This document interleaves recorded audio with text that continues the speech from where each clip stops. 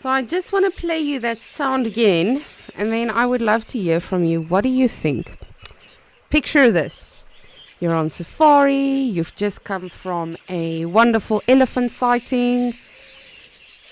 Your guide or your naturalist says, let's stop for a drink. Let's just stretch our legs, enjoy the rest of the safari, but you're getting out of the vehicle, looking at the sunset, and the next thing you hear this noise. What goes through your mind?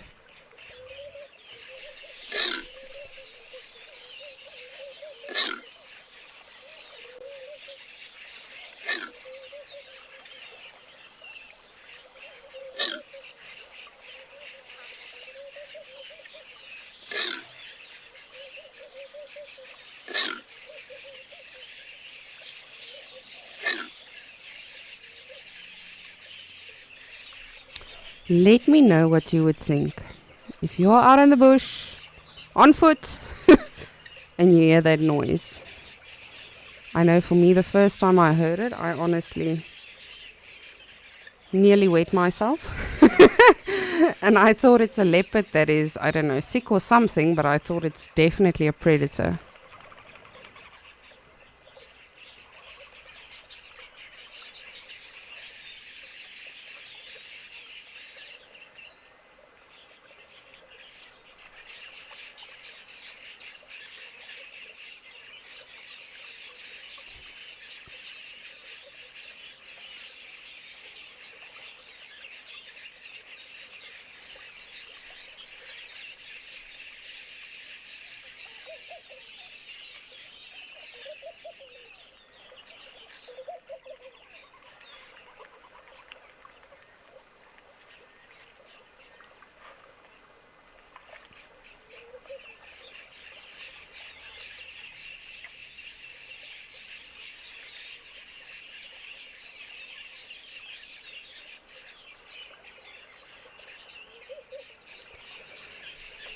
Michelle, thank you so much. Because I thought I'm crazy for thinking, that does sound like a predator. Definitely, as I say, the first time I heard it, I was convinced it's a leopard or something. Because, of course, a leopard also has sort of that deep growl or something. But I was not sure because, of course, leopards, they... And that one was quite delayed. But it is in fact the Kori bustard, the bird that is now running away from me, which I'll show you in just a moment. Not the big bird to the left, that's an ostrich.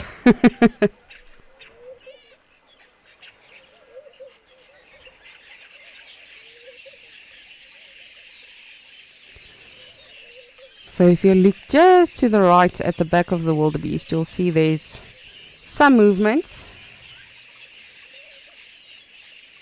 Let me just see if I can show you.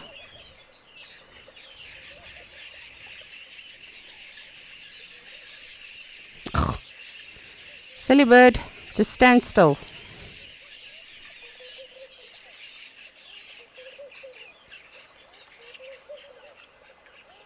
Alright, now of course he's walked away. But hopefully he'll stick around and I can show him again later today. But yes, that noise is from the Kori bustard. And as I say, for me the first time experiencing that was very nerve-wracking.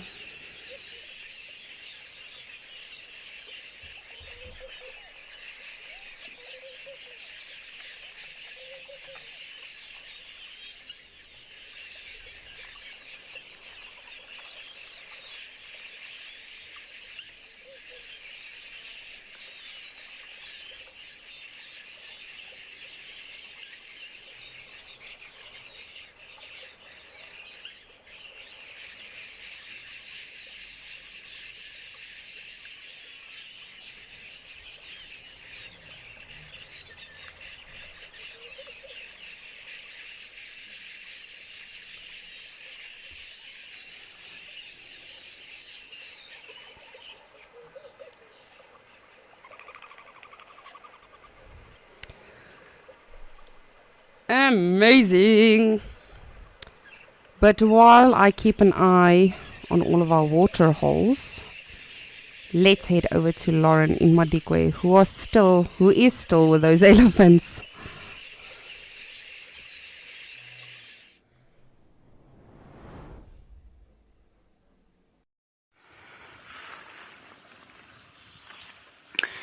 It's got substantially busier here at Kolobeng.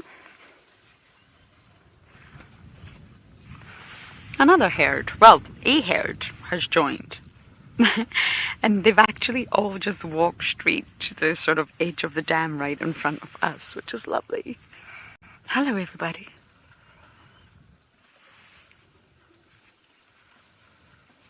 There is also a bird I want to show you, but I'm torn because this view of the elephants is so lovely. So let's just look at the elephants for now and hope that the bird stays here.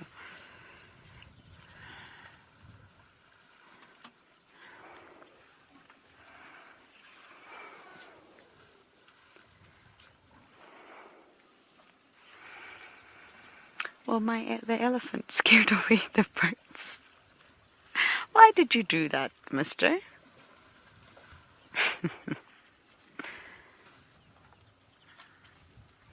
They have very muddy feet.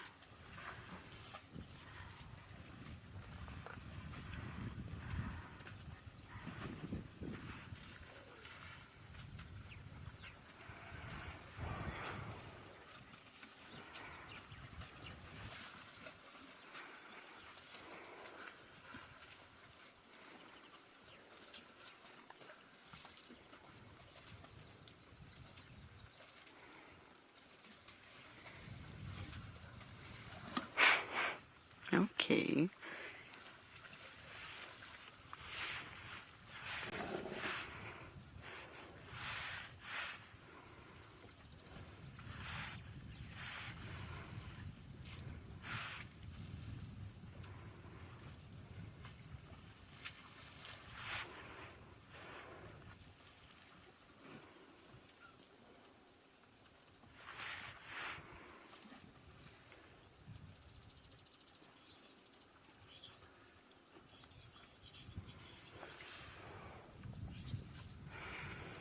Oh, Rachel, quite simply, we saw them arrive. So just moments ago, there were two males, two bulls, and we saw this herd arrive together. And a very sort of... Sorry, this pair are right in front of the car suckling. It's a young mum, a very young mum. I'll come back to your question in just a moment.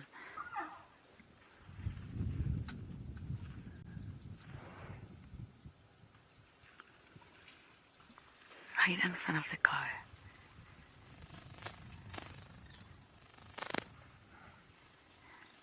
This mum is very small. She also has no tusks.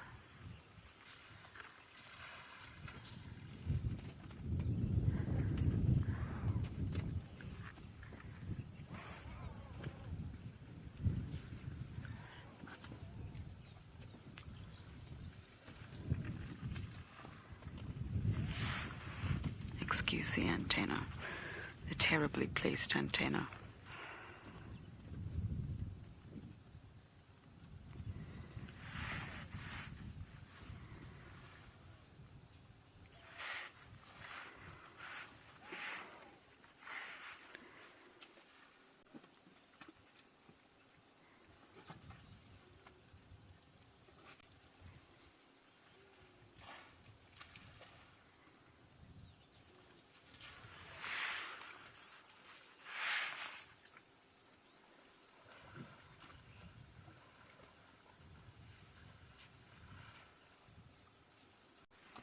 This is so lovely.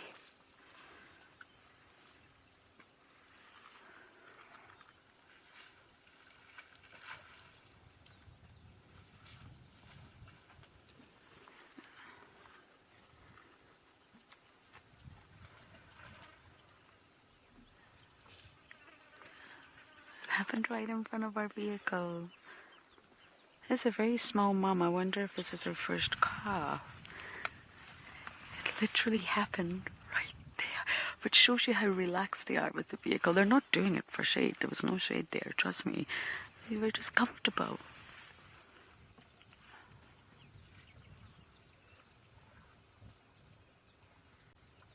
It was really lovely. Tender moment. So sorry, to come back to your question. We saw them all arrive together and they're about to leave together. Now, if it was a case of Jamala Dam the other day, where there were honestly around about 150 elephants, I thought it was a phenomenal number, the most I have ever seen. One of my favourite sightings here. If I had arrived to that scene, I would not have been able to establish which herd. They mostly stay together, but there are a lot of bulls that want to interact with one another. There are a lot of females that want to say hello. There are a lot of youngsters that want to play. So at that moment, I would never have been able to tell. It was 5 herds, believe it or not. Sorry, I'm just watching the wildebeest going right into the water. I've never seen that before. And a jackal trying to drink but getting chased off by warthogs. Look at that wildebeest. There's so much happening. So yes, you've got to really watch and observe. And that's why I always stress, don't ever assume you think you know who the matriarch is. It's foolish. Don't just say, yeah, she's a matriarch. I've heard a lot of people do that. You need to watch herds. The more you watch, the more you'll understand elephants. And we knew there were 5 herds that day because we'd sat there since 9 in the morning and counted them all come in. But if you don't know, then it takes a little bit of time. You maybe have to watch them all leave together. It gets messy. Some elephants will know each other, there will be a relationship, and they want to sort of spend time. Oh, hello, jackal. Wildebeest, you're very brave.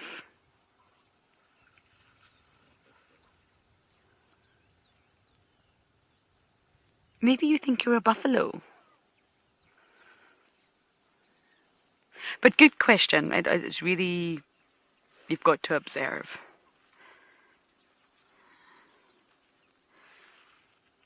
No animals out here really bother with jackals because they're so small.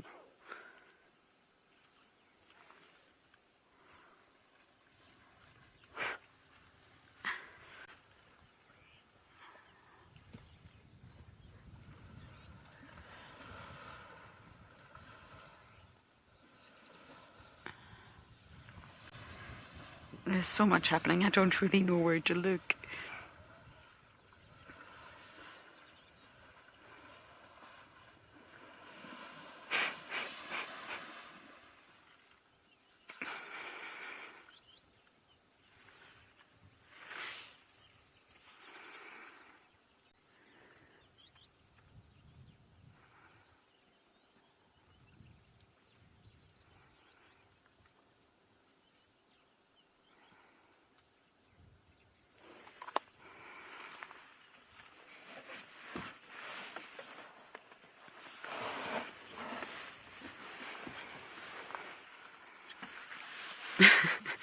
Look at the warthog in the background. Always entertaining.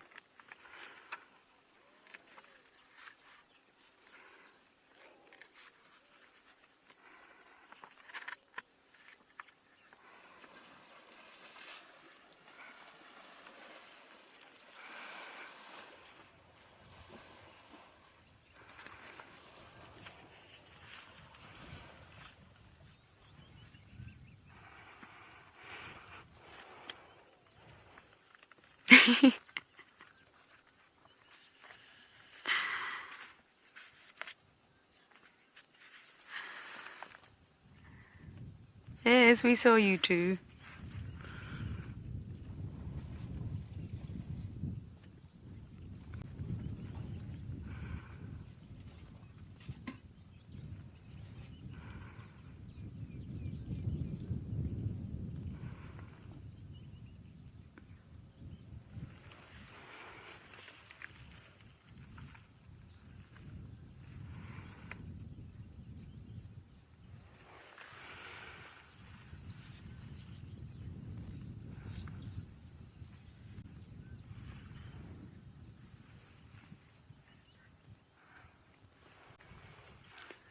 Okay, we're definitely going to continue to sit at Collabang But you guys are going to head over to Andrew and see what he's up to.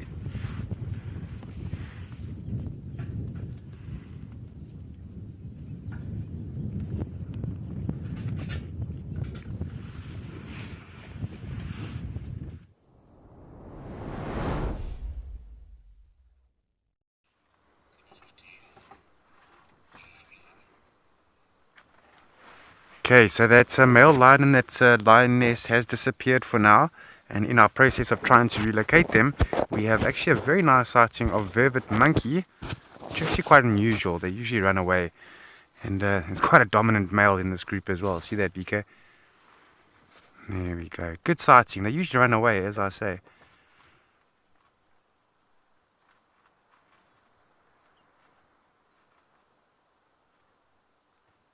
But these ones are particularly comfortable with us here, which is very nice.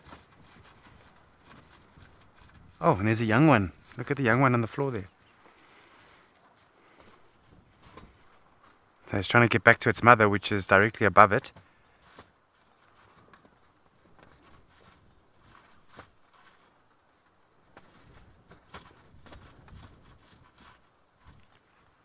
Shame. So of course they are feeding now, but moments ago, probably about 10 minutes, 15 minutes ago, the lioness and that male lion did get mobile past this area. And so it's logical for them to be sort of a little bit within the canopies of the trees, get off the ground, just in case. I'm about halfway down there enough. Okay, we can make it to station lock this so they quite very far from there. So I think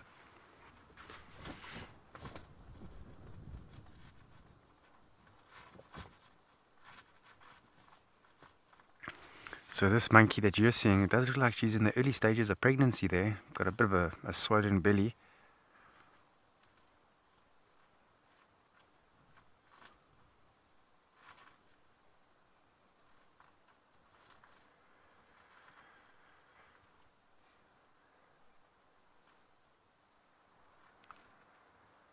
We also get another species of monkey out here, and that's baboon, which is the largest of the monkey primates.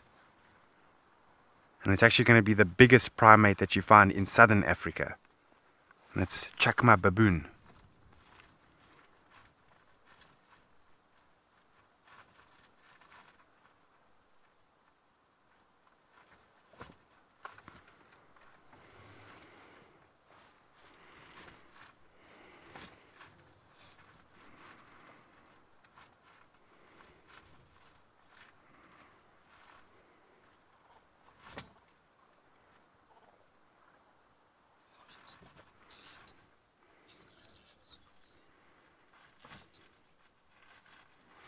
Elliot, hello. They are always busy. Busy animals, looking out for predators or feeding, whatever the case may be. But they are very active animals, bouncing around on the treetops. They do spend time on the ground as well. But the problem for vervet monkeys is that their predators come from the sky and the ground. So you can imagine any type of a predator that's on the ground is going to go for a vervet monkey.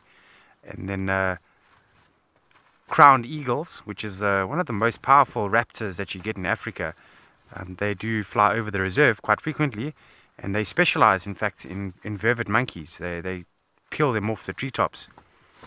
And often enough, if they do see an aerial predator, what they'll do is they'll hide on the bottom canopy of the tree. And then if they do see a ground predator, they'll climb right to the top of the tree. So that helps us as naturalists and the other field guides that are working out here as to what the threat is and where it's coming from, whether it be the sky or the ground.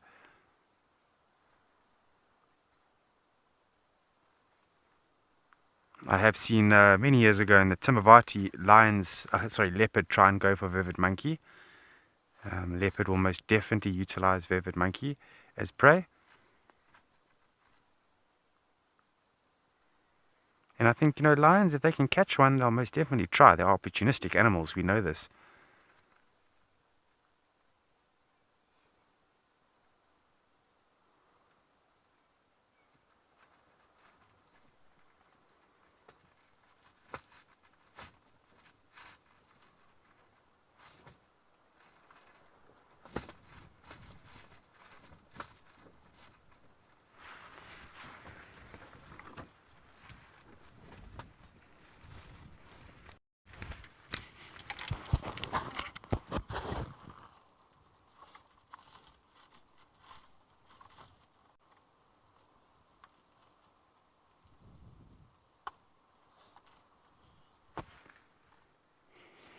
So eating the fruits off of a crowberry.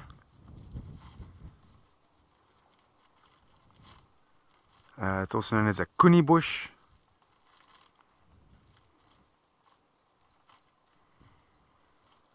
But I see a lot of those fruits are now ripe now. The red ones are ripe and good to go.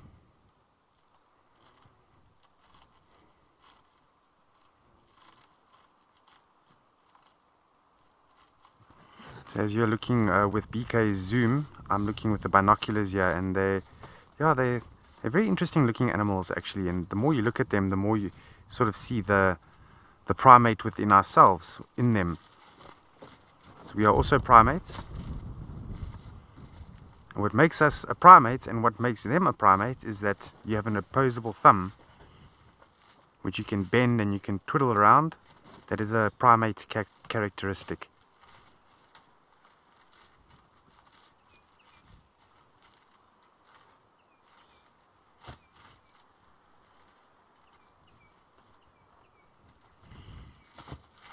What we've also noticed is a baboon also will go for vivid monkey, and the alarm call that vivid monkeys release is the same with baboon and human beings. So it's the same sort of a pitch, and that's a large primate alarm call. So we share the same alarm call with baboon if vivid monkeys are feeling threatened. But if there was an aerial raptor, it would be a completely different pitch of an alarm call. And then if there was a ground predator, like a leopard walking past here, they'll also have a different unique call for the ground predators. But I've always found it interesting that humans and baboon share the same alarm call when it comes to vivid monkey.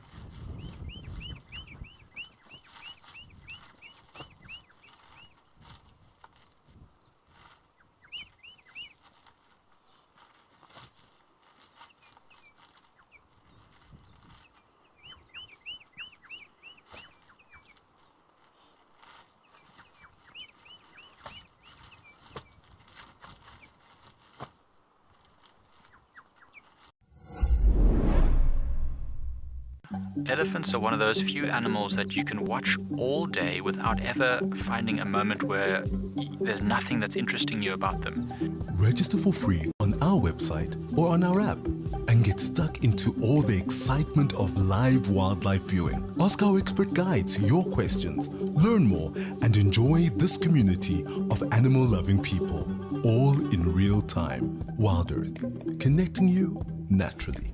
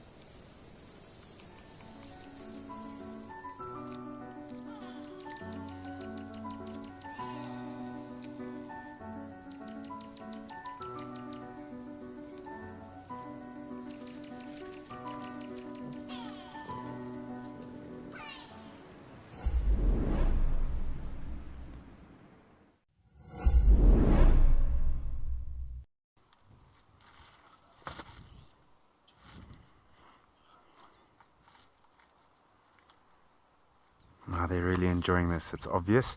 But as quick as these fruits grow, or ripen rather, or the berries, as quick as the animals are going to eat them. So it seems like the monkeys are really putting a dent in this, in the berries here. But they are dropping the seeds right where they're feeding. And if we have a look, you can see there's a lot of the crowberry growing here, probably for that reason.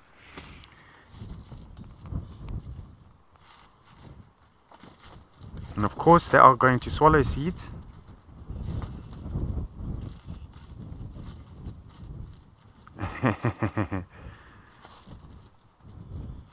Shame. Okay, I'll tell you what, Lisa. Okay, Lisa is one of the naturalists requesting I do a baboon call.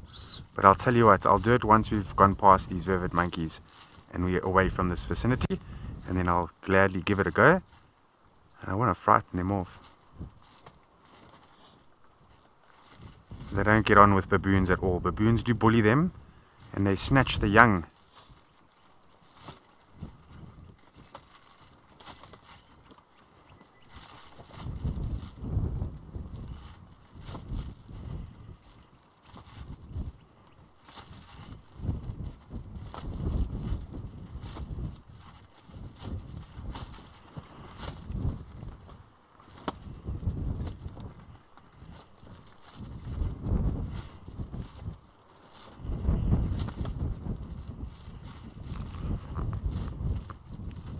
You often find where the lodges are, the lodges usually where they are do have a local troop of vervet monkeys that will live within that environment. And as soon as the coast is clear and you turn your back for just a moment, you find that a monkey runs across the deck and grabs something. Usually it's a sachet of sugar.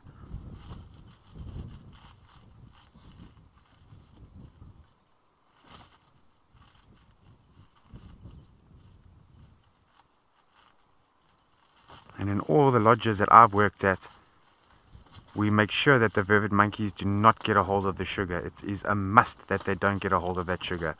The reason is that it's going to deteriorate their teeth. Sugar is not good for our teeth. And there's no difference with our teeth and their teeth in terms of how sugar can really cause problems with the teeth.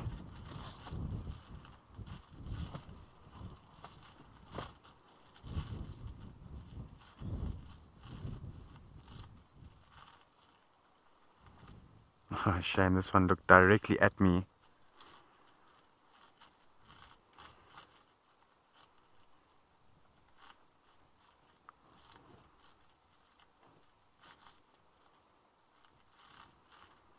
I'm really enjoying that spot.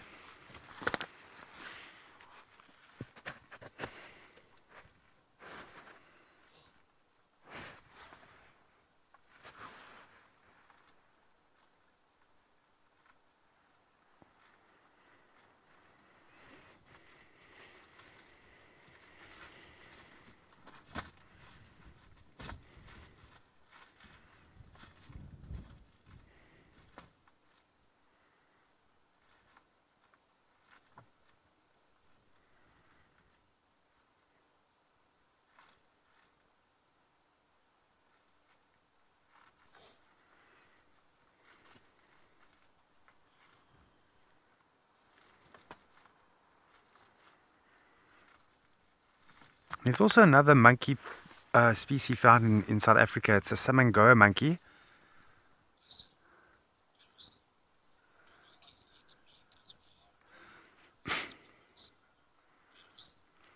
Lucy, how's it going? Thanks for your question. It's a good one. More baboons. Baboons are very omnivorous. They'll eat meat regularly.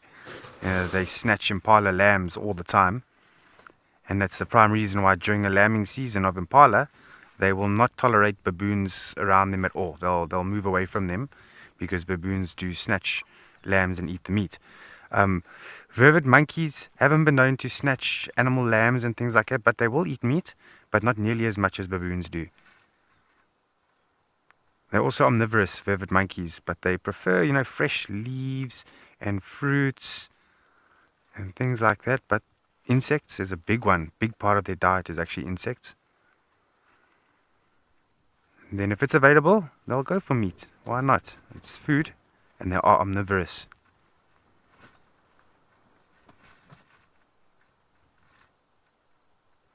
I've once in my career seen a baboon eating an Egyptian goose. And a water monitor as well.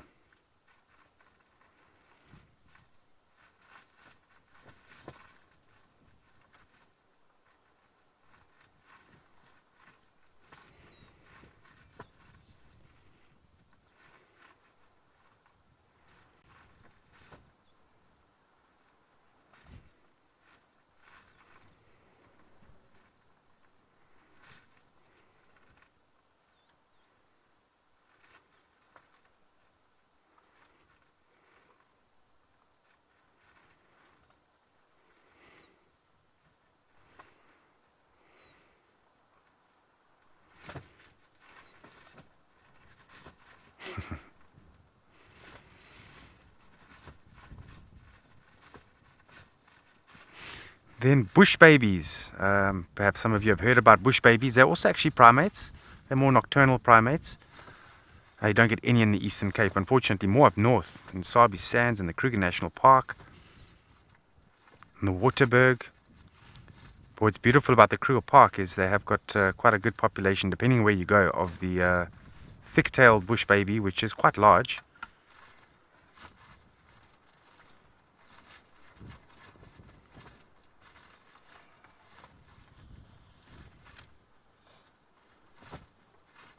The dominant male just putting the other young one in line.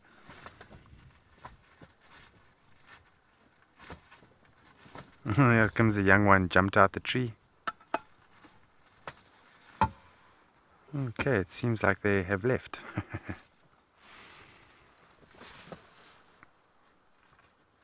I can hear some movement. There's still a few more in there.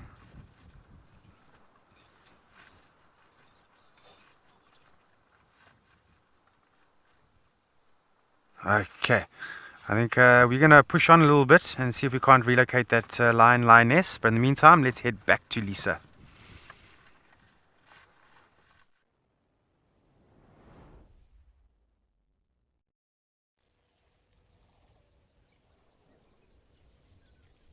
Thank you, Andrew. And yes, vivid monkeys are very, very interesting to observe.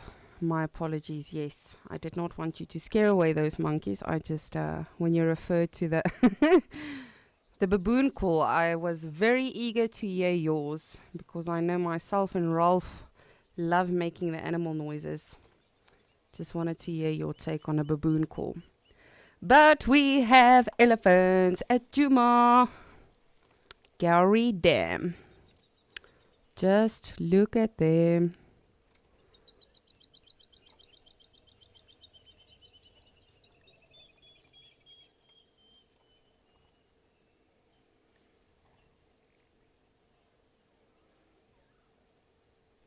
And we've got 2 Nunus.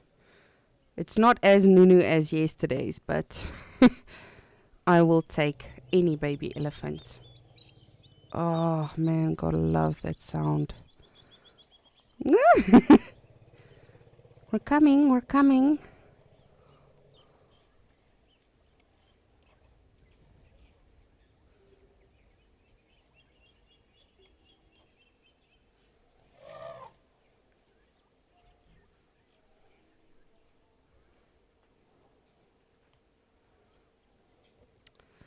They seem to love that mud patch over there. There's obviously still a lot of moisture present there. Woo! Alrighty. Apologies, you guys can talk first.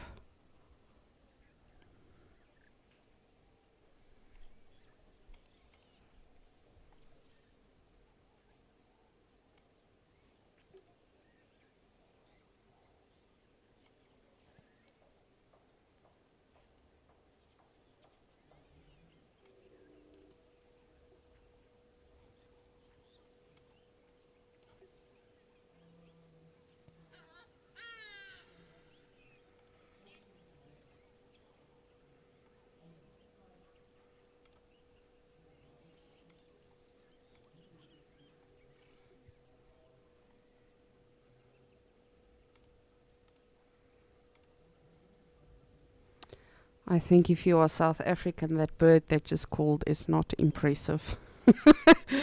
because they are very present in the cities as well. So I know for many South Africans, that call does not impress us anymore. But that being said, we love all of the animals and all of their calls, but I know for myself.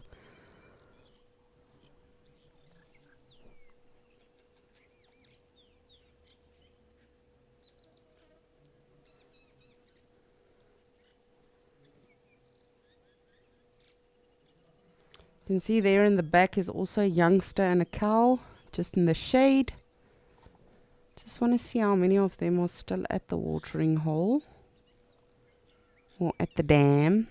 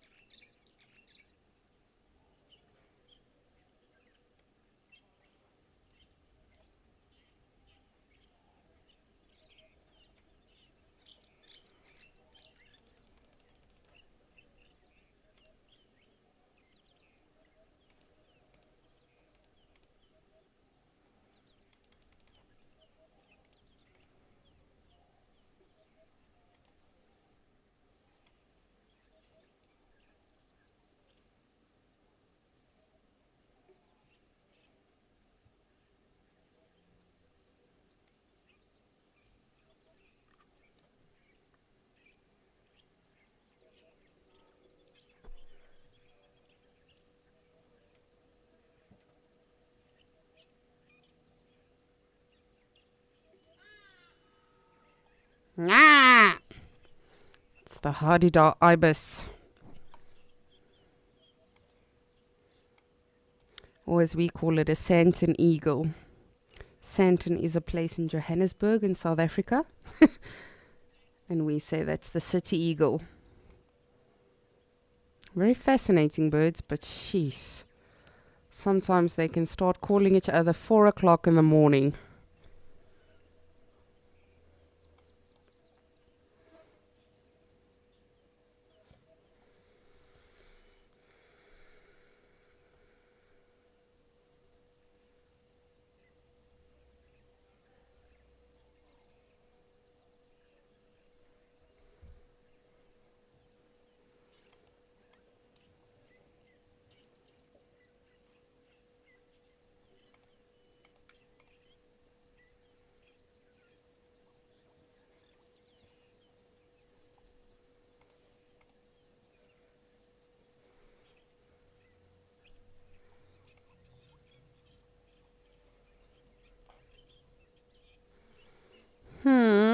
There's another one coming.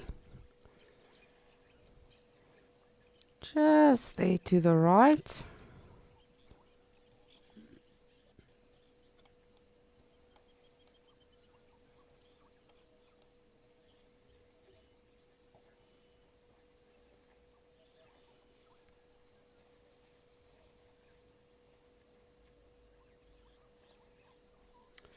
I got very excited earlier when I was monitoring this dam cam because just saw some slight movement there in the background and I thought it may have been a predator, so I very anxiously zoomed in and it was just an impala. But in my defense, I just saw the movement, so I thought maybe. And then we also have it seems like a nyala. Let me just make sure before I call it.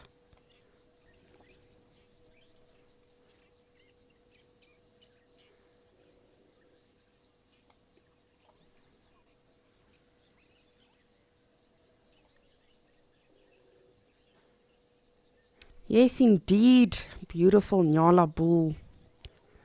Want to see what this elephant's going to do now. Because, of course, elephants do have a tendency to just be very dominant and cheeky and chase away other animals. Like they own the watering hole. But, of course, you know, they are massive. So the animals do tend to oblige.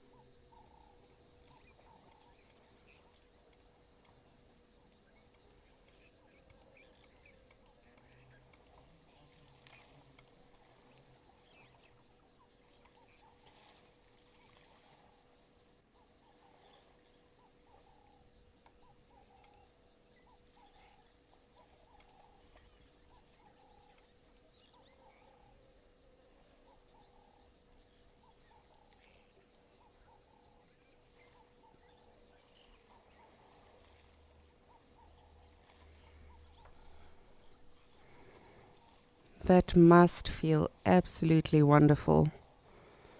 Just cooling off. I don't know if you ever experience it the same, but I know if I put my feet in a swimming pool on a hot day, that immediately cools your whole body down. And I think it must be the same for the ellies and a lot of the other animals. You see all of them, just getting into the water just a little bit to cool off. Okay, well, it wasn't even necessary for that elephant to be cheeky. That Nyala decided, no, it's fine, you can have the water. I'll come back later.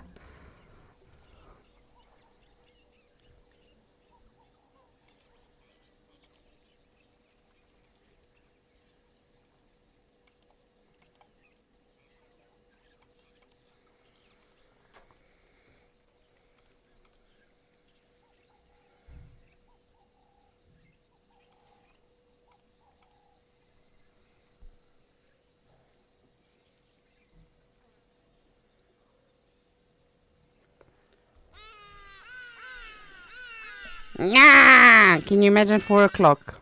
That noise. It's not lovely. Sorry for making all of you deaf now, but just to express with you my frustration with these birds, yes, I know a lot of South Africans will agree with me right now. It's not a favorite, especially on a weekend.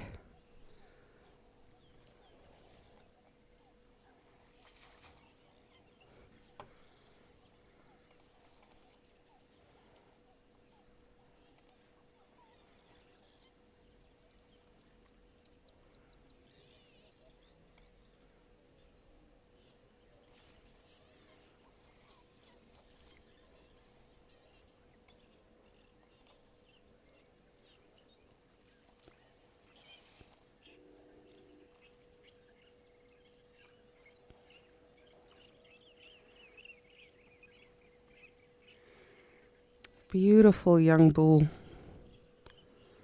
That is, of course, just lagging behind the rest of the herd. And he will now go join up with them at the mud pool party.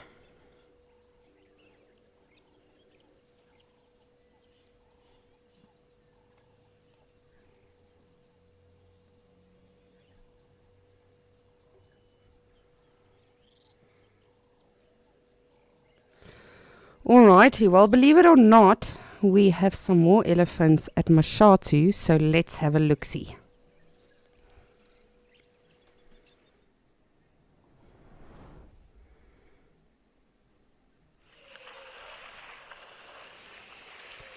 Look how beautiful.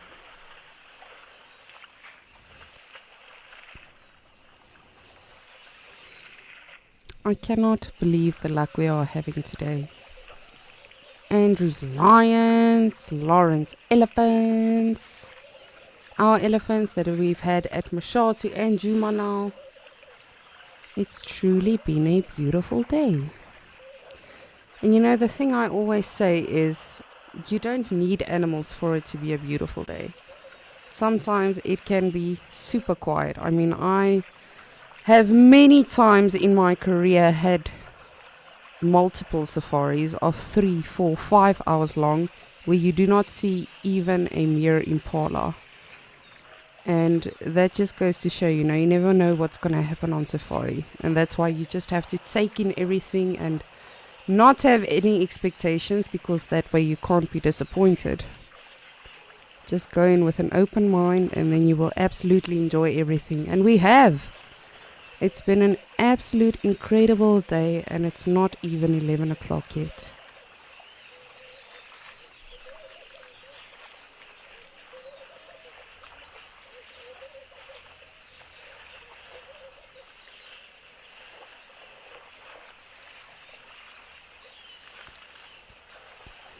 Whew, you can see a proper dust storm there in the back.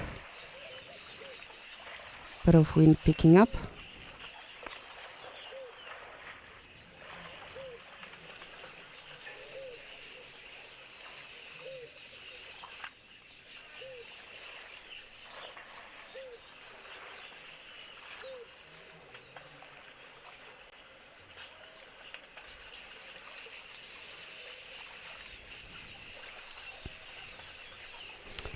And again, as always, please get in touch with us. Let me know what you've enjoyed the most so far this morning.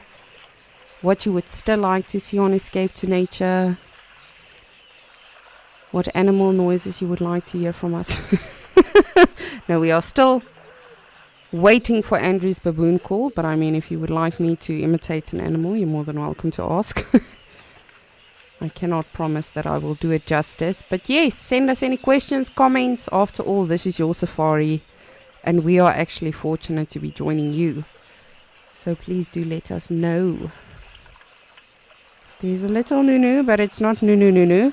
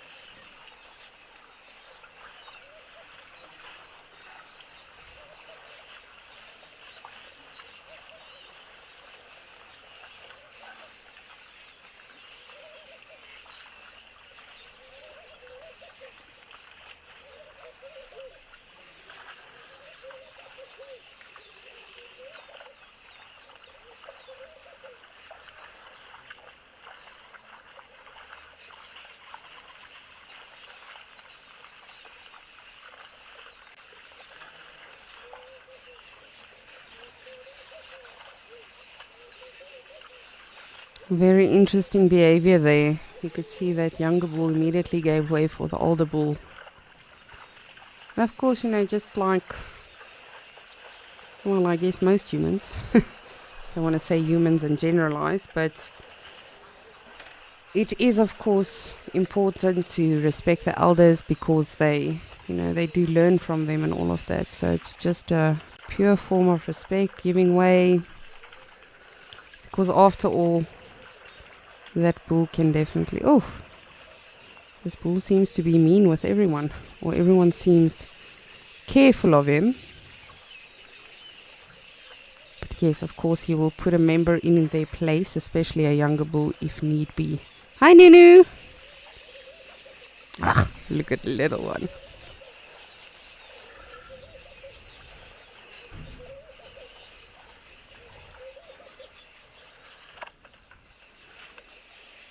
Jeez. And you can see he's definitely a dominant member in the herd. Everyone definitely, sort of just stays out of his way. For a moment, I did think he's going to take on that cow with a little one. Which would not have been so clever because, of course, she will be very overprotective. So she will definitely put him in his place if need be.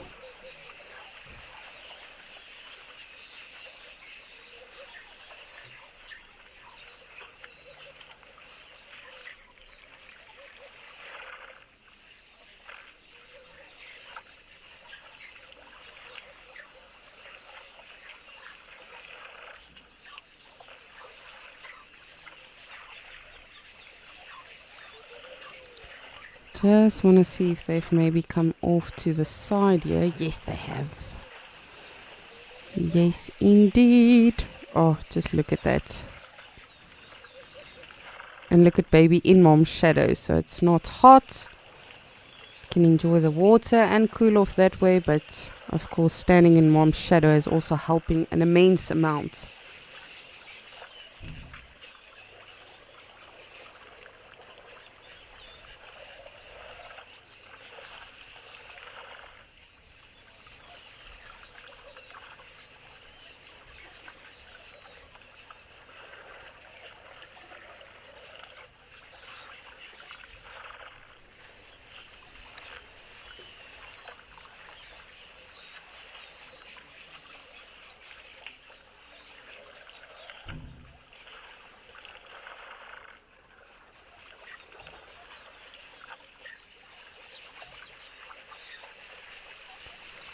And of course, elephants can drink anything from 50 liters to 300 liters of water a day, depending on the size of the animal and, of course, the age. Baby will drink some water now, but of course, baby's trunk is still very small, so it can't take as much water as an adult's.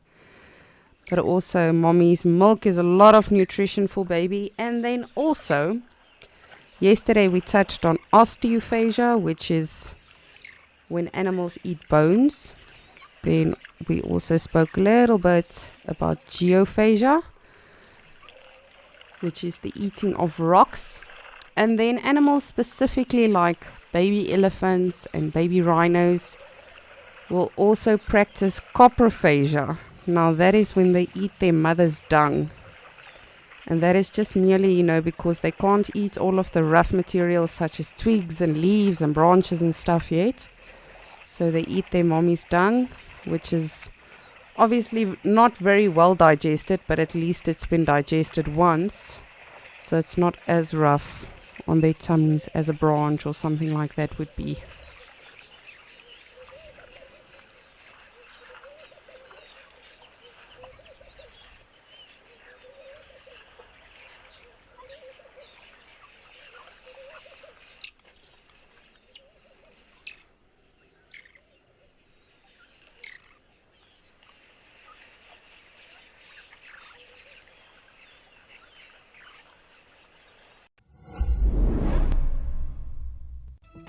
Have you ever wondered what happens behind the safari? And jump! Living in the wild can affect you, It's the smell that... and things don't always go as planned. I'm gonna start coming down. Whoa! Download the Wild Earth app and join the crew behind the scenes.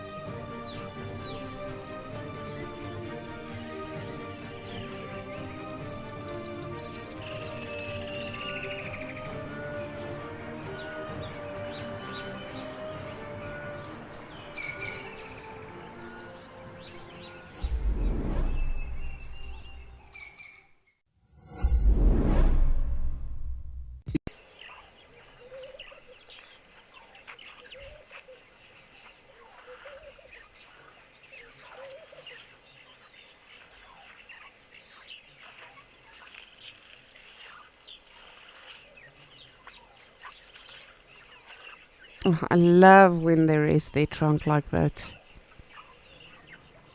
You can just imagine it is a very heavy thing to have to carry around on your face the whole day. It consists of thousands and thousands of muscles. So when they get the chance, of course, they will use their tusks to rest those trunks on, just to sort of take a break. You can see this Ellie in the back as well is just resting its back leg.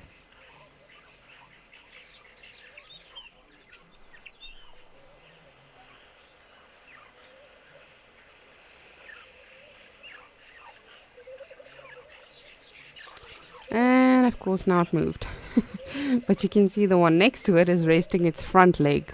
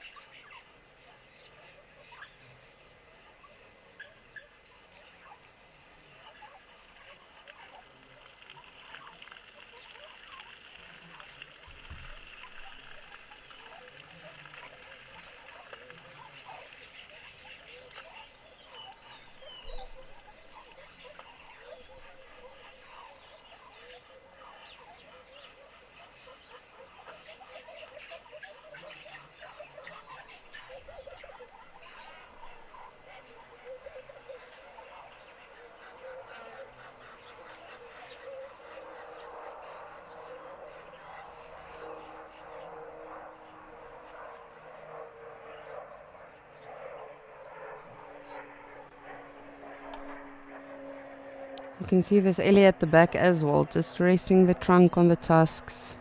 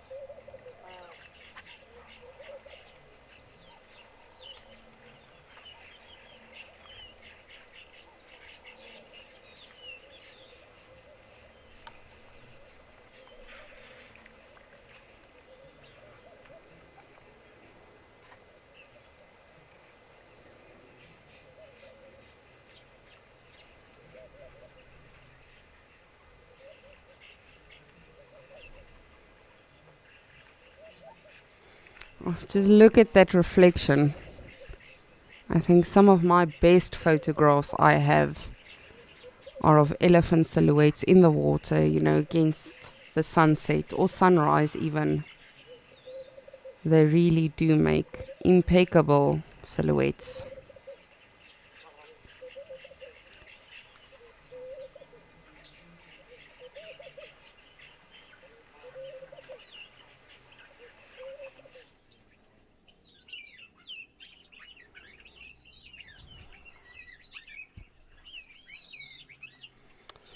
Those noises you can hear are baboons getting disciplined.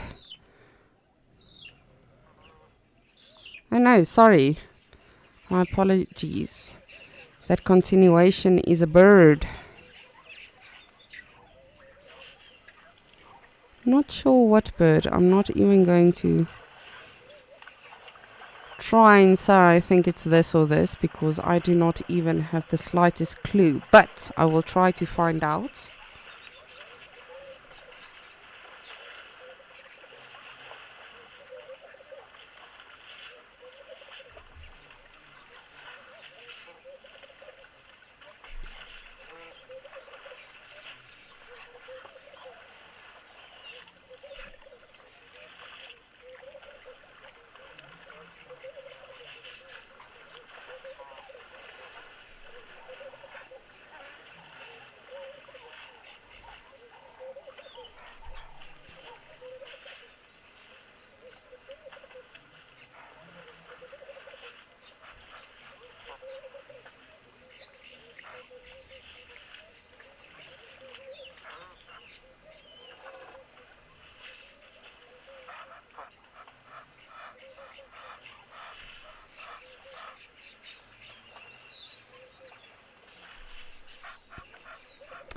Kate, good morning, and thank you so much for getting in touch with us, asking what is the most fascinating thing I've seen elephants do with their trunks. Well, I mean, everything they do with their trunks to me is fascinating. I think one of the most incredible things for me to observe is when they are feeding, specifically on trees such as acacias or really thorny trees, the way they are able to sort of work around the thorns if they have to, just like a giraffe, that works around the thorns with its tongue. But also the way they don't get injured or anything like that in the process. Of course, they have a very thick skin, so that does help. But yes, I think for me, everything is fascinating, but I love it when they, of course, they bond with one another by touching with the trunk and all of that. But what's very interesting to see is from their temporal gland, which is the scent gland on the sides of their faces. When that secretes, whether it's male or female, often you will actually see them going up to each other. Not very often does it happen with a male in must, that other elephants go and, ooh, let me smell your face. But often, let's say for instance a cow that is secreting, often you'll see another elephant going up to their face and actually smelling, and it's sort of almost like they figuring out what mood they're in, what's going on in their life and all of that. So of course the trunk has so many functions. It's a tactile organ, it's to drink, it's to smell. It's got so many different things, and the fact that it has so many muscles, just makes it that more efficient and successful. I don't know if I'd be able to to be that successful with the trunk on my face, to be completely honest. But yes, really anything they do, if you look at them when they are dust bathing, they perfectly, woo! That was nice. That whirlwind came on cue. No, when they dust bathe, you can really see how they sort of smell. Okay, I want this swirl, and then throw it on themselves.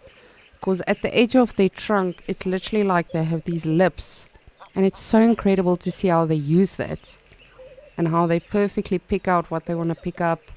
Even with berries and fruits in the summertime, they exactly know how to use that trunk, where to put it, what to do with it. So to answer your question, everything about their trunk is fascinating to me.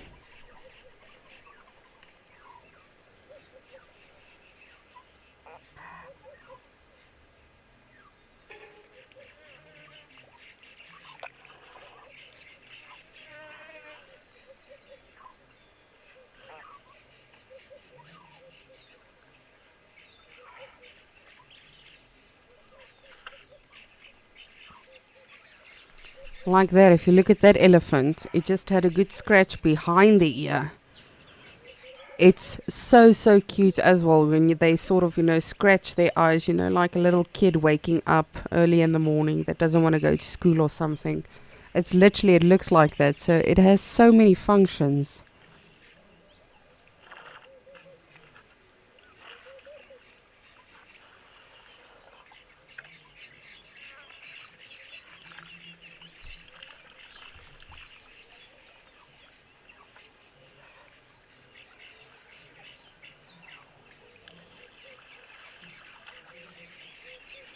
I like big butts and I cannot lie. No.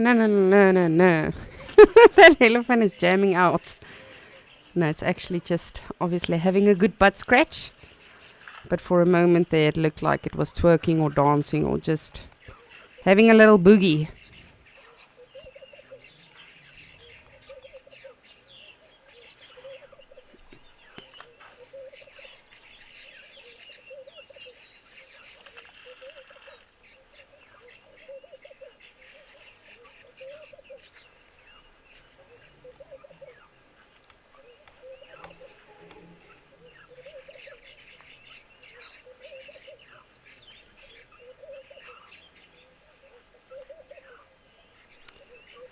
But while I enjoy these elephants, let's go over to the friendly Lauren in Madikwe, who I believe is still also with some elephants.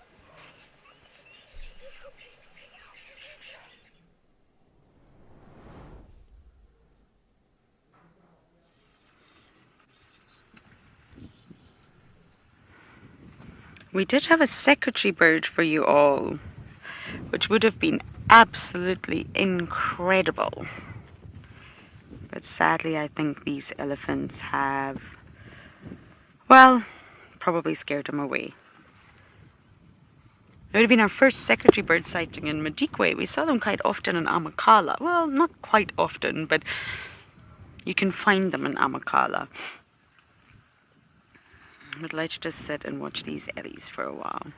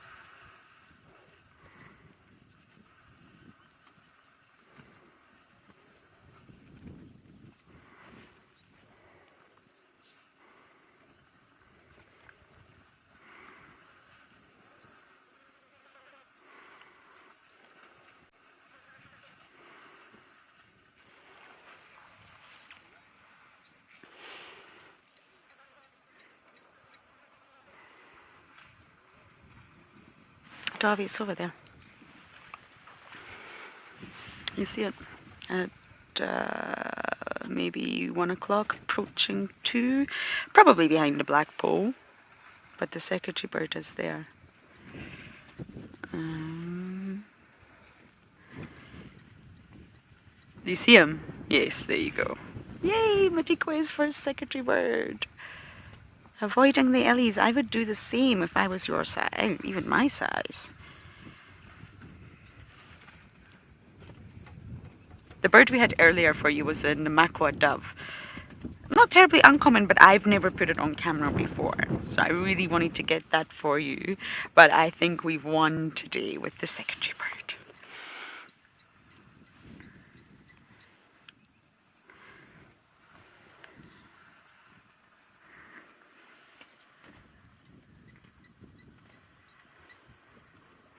Look at those legs.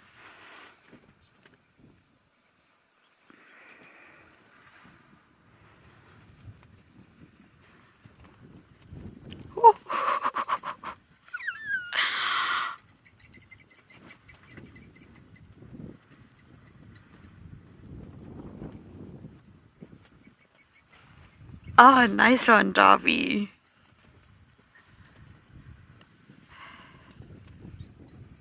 That was amazing, apart from the antenna. That was really cool.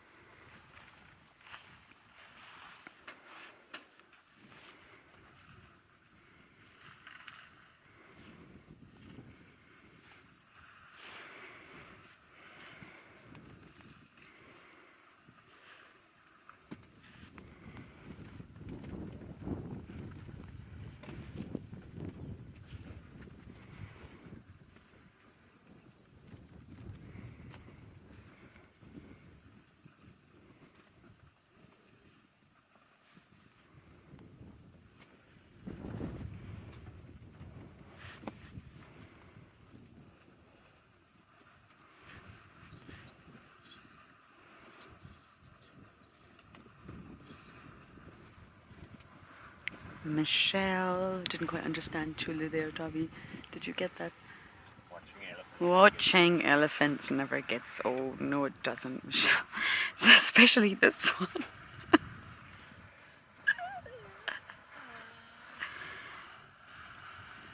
Having the best time, Michelle. This is a different herd. The other one, we've had a period of nothing happening at all until the secondary bird arrived.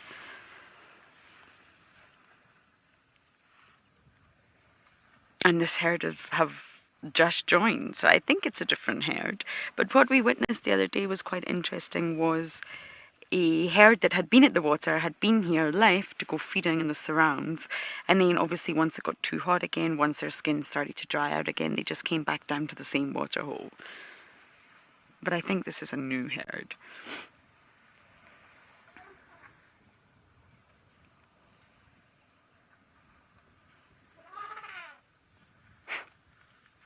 Have you seen that one that's face planting Dobby just off to the left?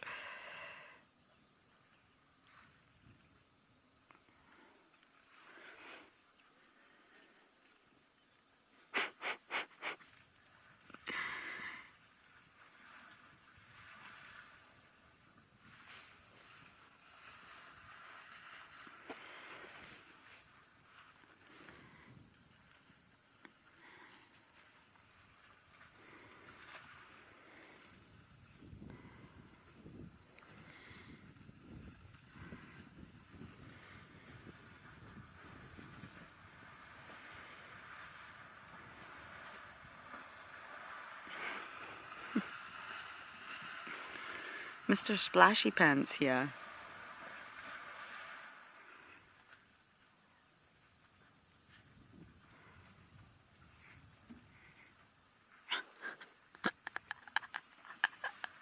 Duffy, look left. Look at the one that's just flopped. And it's not that you're laughing as in laughing at them. It's just laughing with them. It's just endearment. You can really honestly see that there is joy here. And I don't personally feel that's anthropomorphizing. There is definite happiness. And you can feel that and you can relate to it. And it goes back to that sort of panda effect, the animals that you are A, aesthetically attracted to, and B, that you can relate to. We tend to care a little bit more, if I can go as far as saying that. It's those species that maybe we really struggle to relate to that we tend to ignore a little bit more.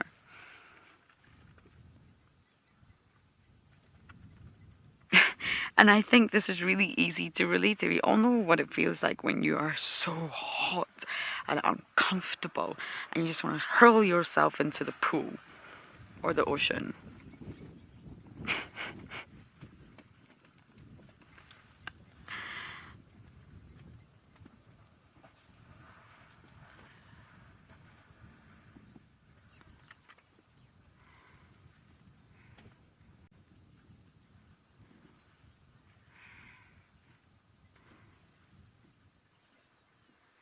And the way I think we should try and relate to all organisms is through tapping in to what it's like to be them as much as we can from a human perspective.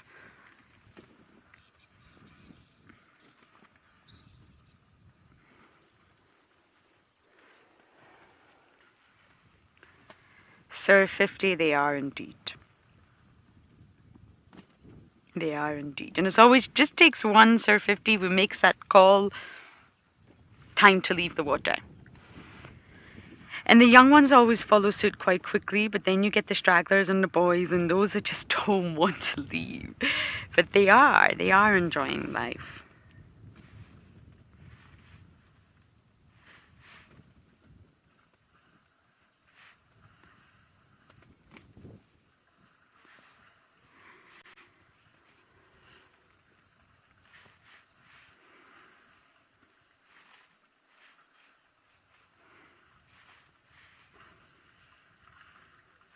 And there was a lovely quote that I watched in a fascinating short-form documentary called Arthropodium.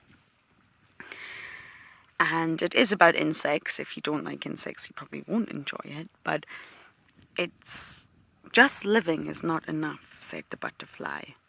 One must have sunshine, freedom, and a little flower. And that quote gets to me because our lives are so fast-paced and possibly materialistic on some scale and busy, and I'm obviously generalizing here, everyone, but we sometimes forget to pay attention to all the things around us. And sometimes we forget that animals feel joy too. And although I'm maybe not able to explain it in a sort of scientific term, I do believe that all organisms will feel some sort of joy stroke pleasure.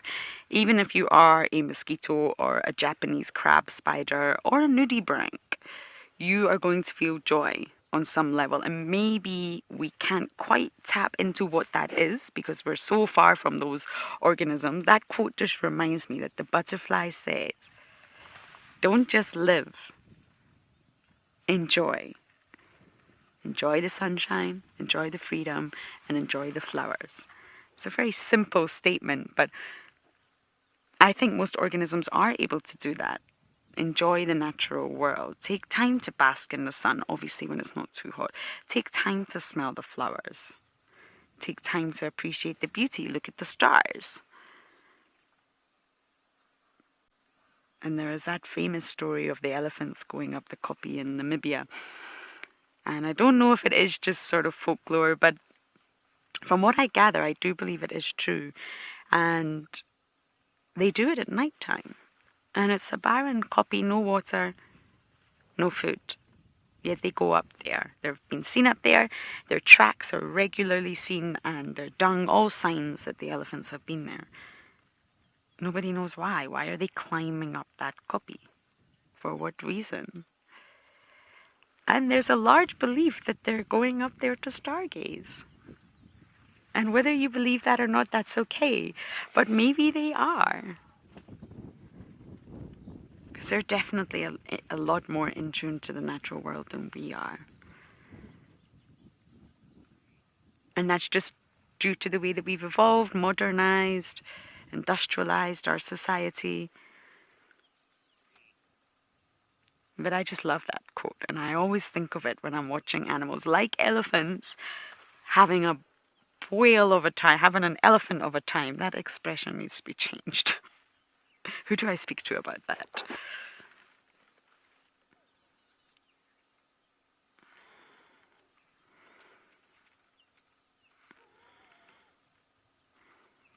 Having a whale of a time is strange because they are in the water medium permanently. But elephants, I think it should be having an elephant of a time.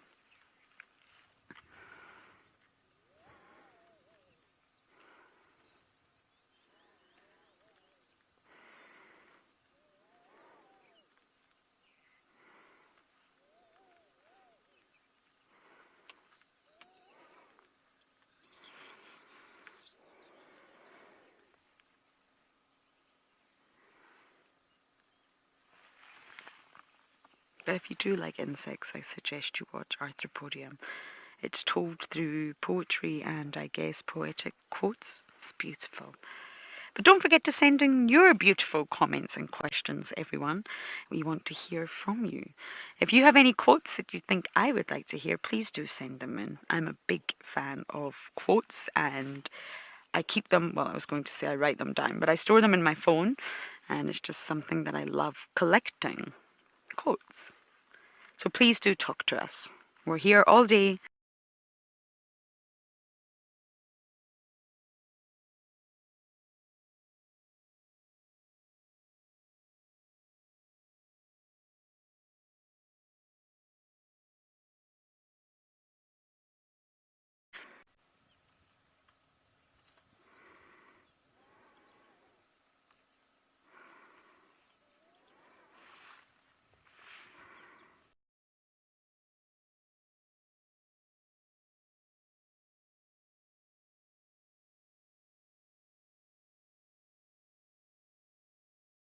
Shongile was born in February 2016 to Karula, the Queen of Juma.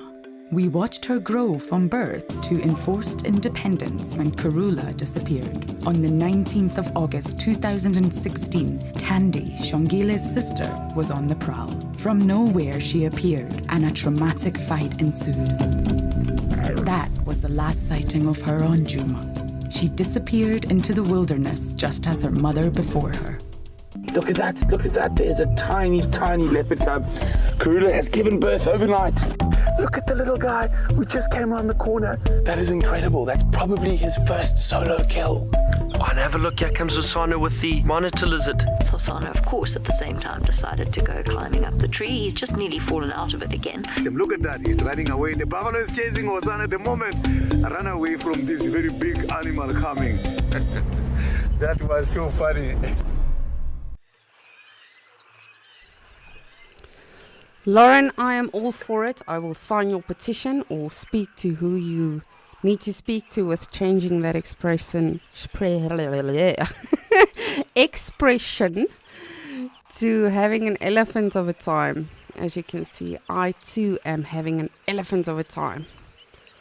Mine are not fully submerged in the mud and in the water, but two beautiful bulls still just enjoying the water and cooling off along with all of our other animals, the zebras, giraffe, oryx, wildebeest, impala, springbok.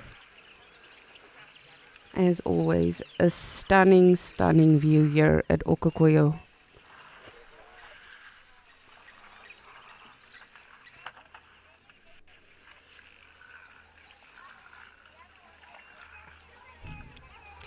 And also, Lauren, to get back to you, not back to you, but just to you on the quotes. I have a quote for you. My life motto is always a lesson, never a failure.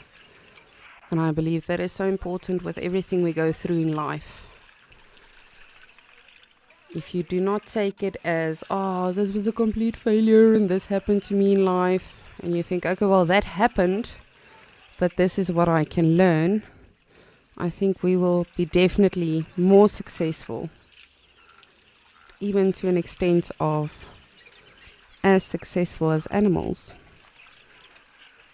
A lot of the times you see antelope and other animals, getting injured, or even elephants, for instance, elephants in the Kruger that lose their trunks, to crocodiles and all of that. It's not like they just go sit in a hole and give up. They carry on with their lives, they adapt. And I stand corrected, it is now 3 bulls.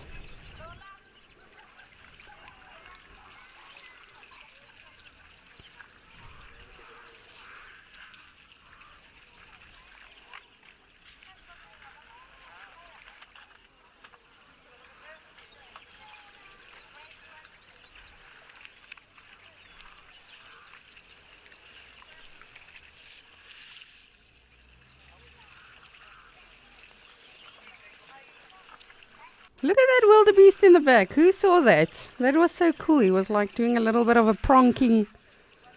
Probably a standoff with another male. Maybe I'm just crazy, but I did see that.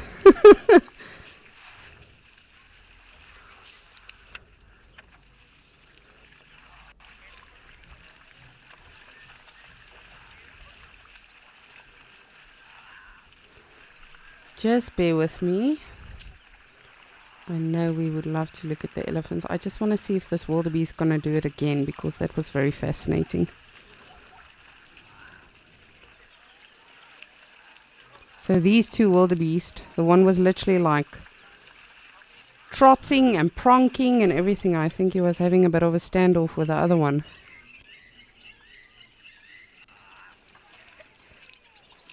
And now I look like a crazy person. Thank you, wildebeest. We shall look at the elephants.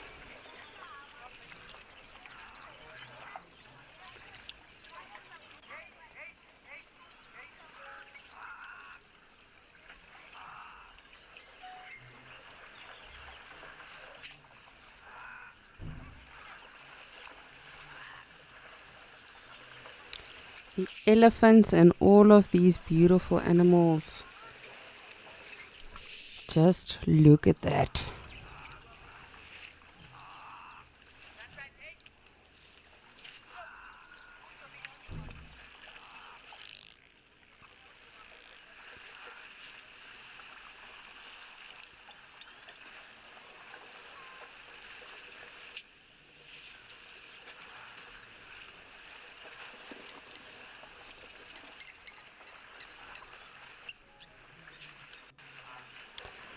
Oh, and I did find my raptor. This morning I said I would love to see a raptor. And in this tree just to our left, there was a raptor. To be honest, I have not been able to fully identify it because it flew off and it never turned its body for me to see its plumage in full. But I do believe it was a black-chested snake eagle. But you never know. Hopefully we see some more raptors either here or at Mashatu or Djuma. But for now, how beautiful is this?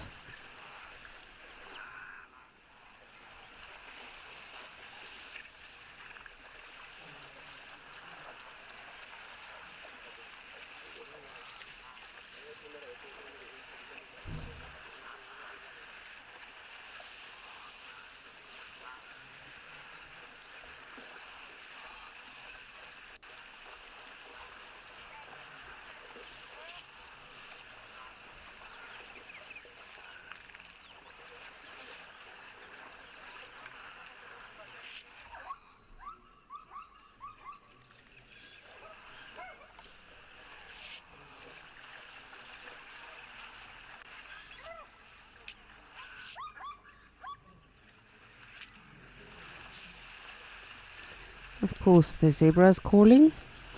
And whoop, whoop, whoop, whoop, whoop, whoop, whoop, whoop.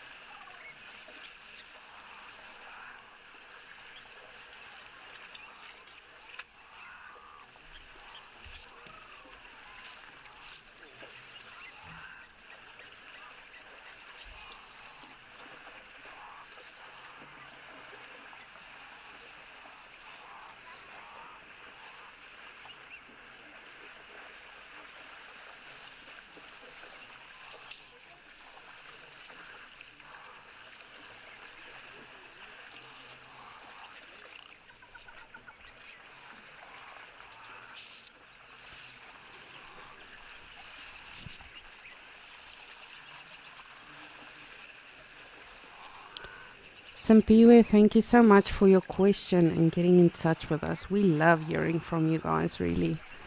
After all, this is your safari and we want to answer your questions and chat to you about what you want to discuss. So you wanted to know, do elephants eat the placenta after the birth? Yes.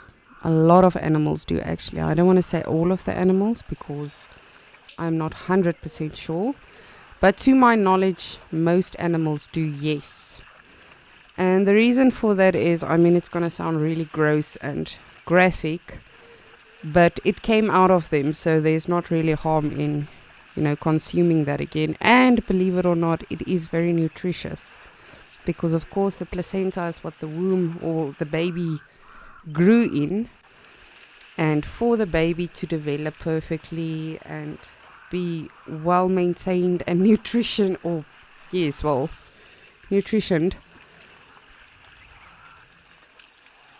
of course it had to have a lot of nutrients and blood and everything, to sort of, I don't know how to explain it, to sort of make that baby perfect and keep it perfect and condition it.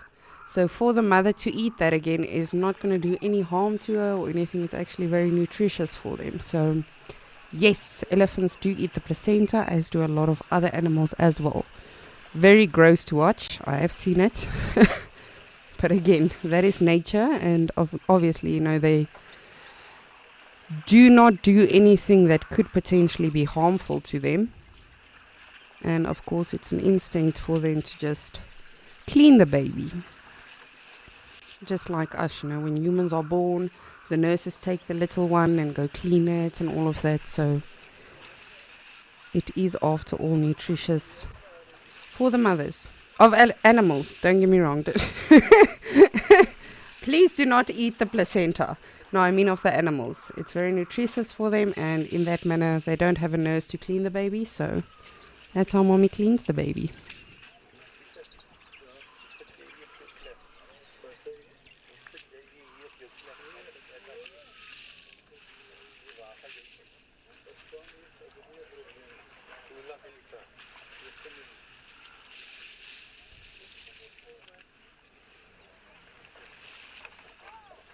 We are just having an absolute elephant day, it seems.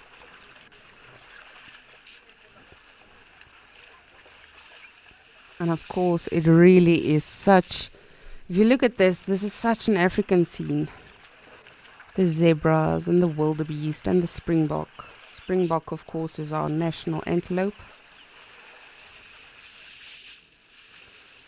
And for those of you that do not know, the springbok are the ones literally between the elephants and the zebras now. Those beautiful antelope with the black stripes on them, those are the springboks.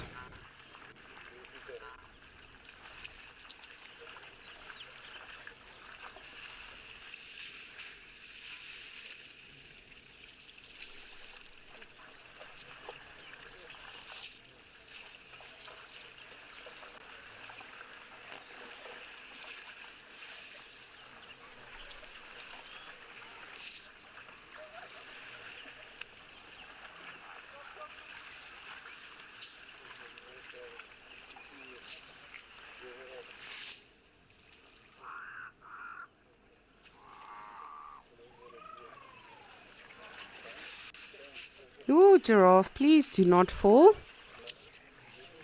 I know you're a very awkward animal, and going into that position is already very impressive, but please do not slip. Of course, luckily giraffes have hooves, which does help them with their... Well, for situations like this, where they grip.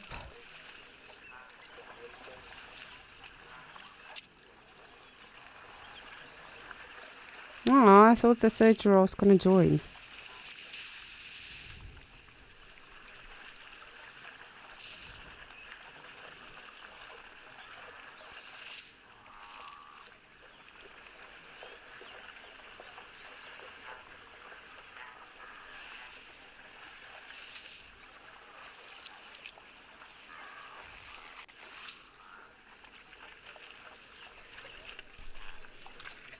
There we go. Thank you for staying, Giraffe. We appreciate you for that. How cool is this? This would make such a cool photograph.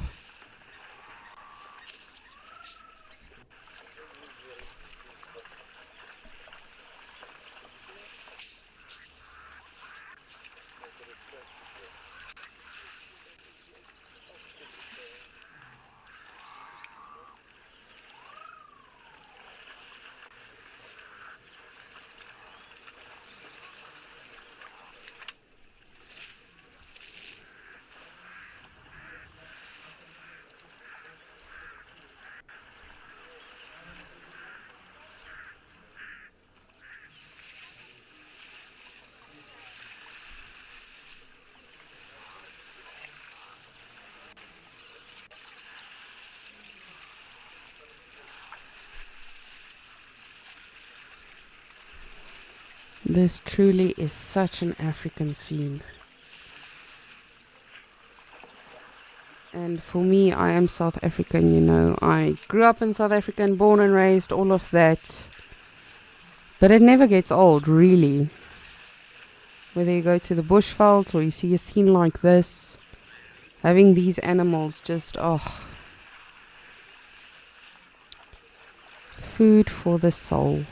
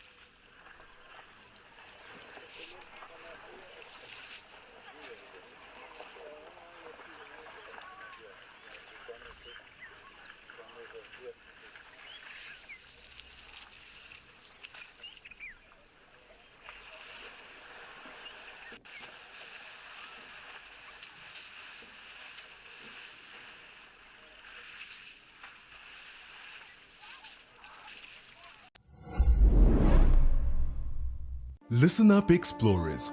We have a brand new prize. This time you can recline riverside at the breathtaking Settlers Drift Lodge at Kariga Game Reserve. Take a breather from your busy life. Why not treat yourself at the spa or wander into nature on a guided bushwalk, twice daily safari drives, or even a boat river cruise?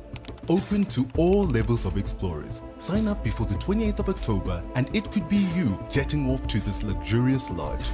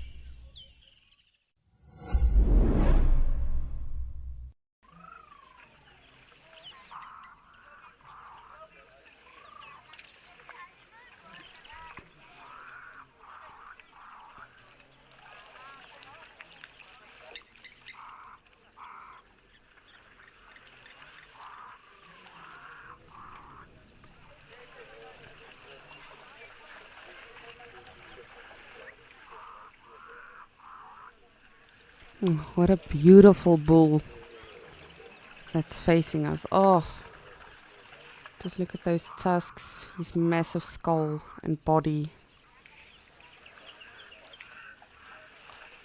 I would have loved to be able to talk to animals, not just elephants, all animals. Hear what's this elephant's story. Where were you born? Did you get along with your family? How many babies have you fathered?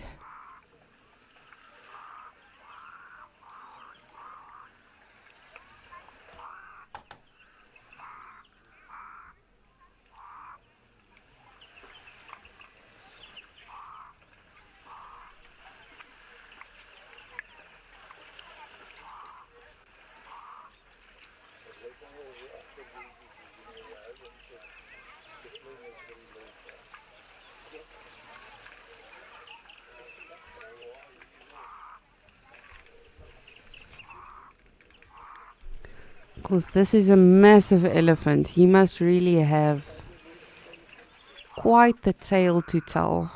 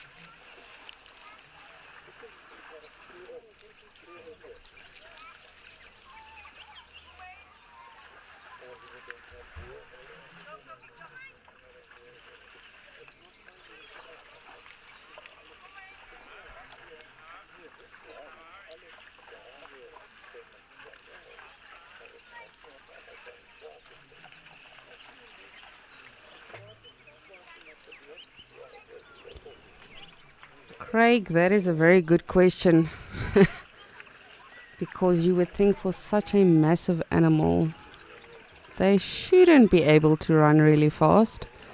But no, elephants are massive animals, but they can be very, very fast if need be. So on average, they can run about 40 kilometers an hour. But in 1 second, they can cover 11 meters, just in 1 second. Not in a minute or 10 seconds or anything. In 1 second, they can cover 11 meters. Which, of course, you know, they are very large, so that is probable or possible, but yes, you do not want this animal coming after you because they will, of course, definitely trample something if need be, especially if there are babies involved. And older bulls like this as well can be quite temperamental. But for the most part, your really old elephant bulls are fairly relaxed. But I mean, at the end of the day, animals are just like humans. If you make us angry enough, you know, well, if you keep pushing someone's buttons, you will definitely find out what the repercussions are.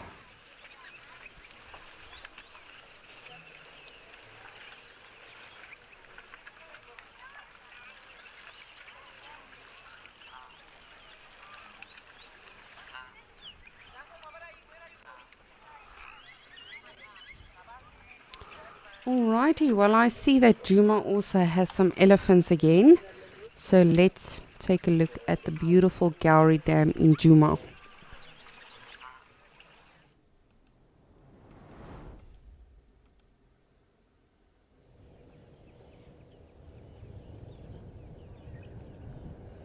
Oh, this is honestly what I love about the season we are heading into.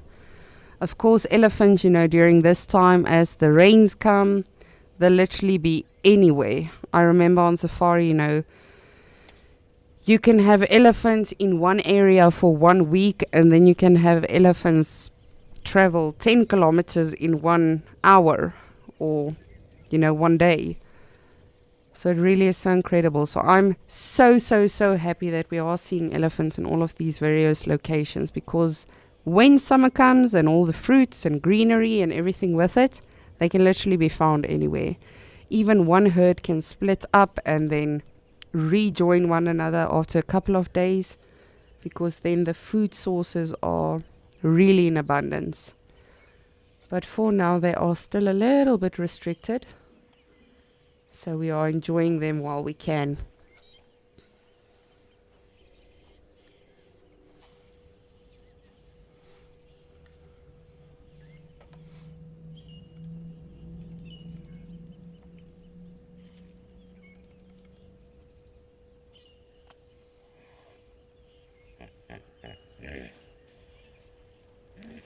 You can hear the hippo. I know one of them is Dewey. I saw another one coming in earlier, so I don't know who that is. Is it a friend? Is it a girlfriend? But of course, that is a hippo noise.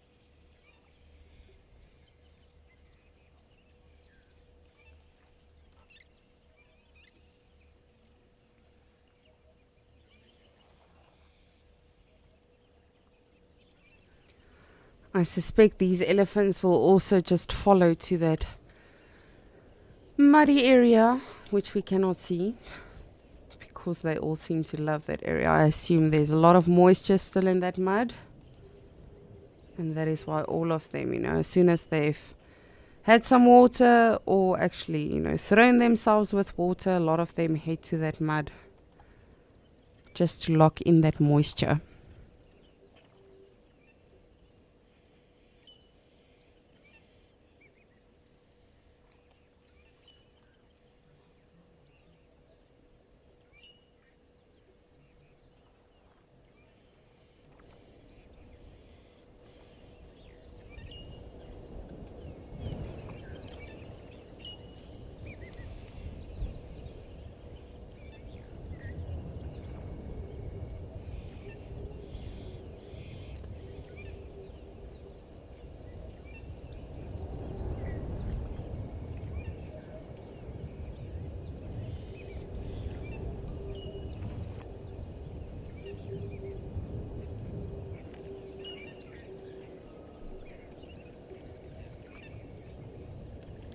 So I just want to, oh goodness, just want to show you this one that is currently feeding.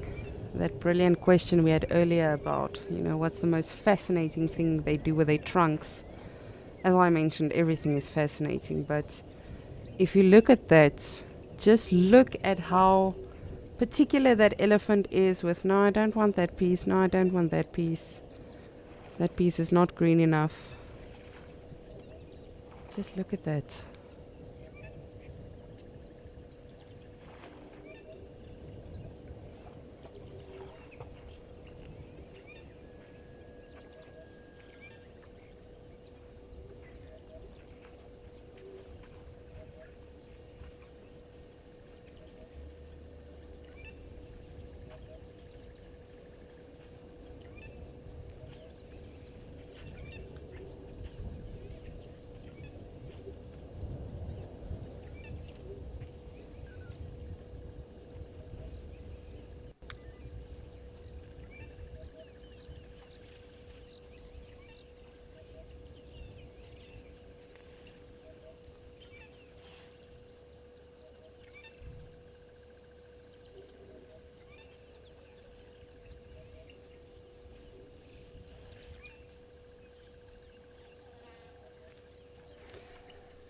And you'll see just when before they put it in their mouth, often when they've, pulled something out of the soil like that, like a piece of grass, they'll sort of give it a little shake just to get that extra soil off. And then they will eat it. But just look at that. That elephant knows exactly what it wants. Just like us, some of us don't eat baked beans like myself, and some of us don't eat meat, etc., etc.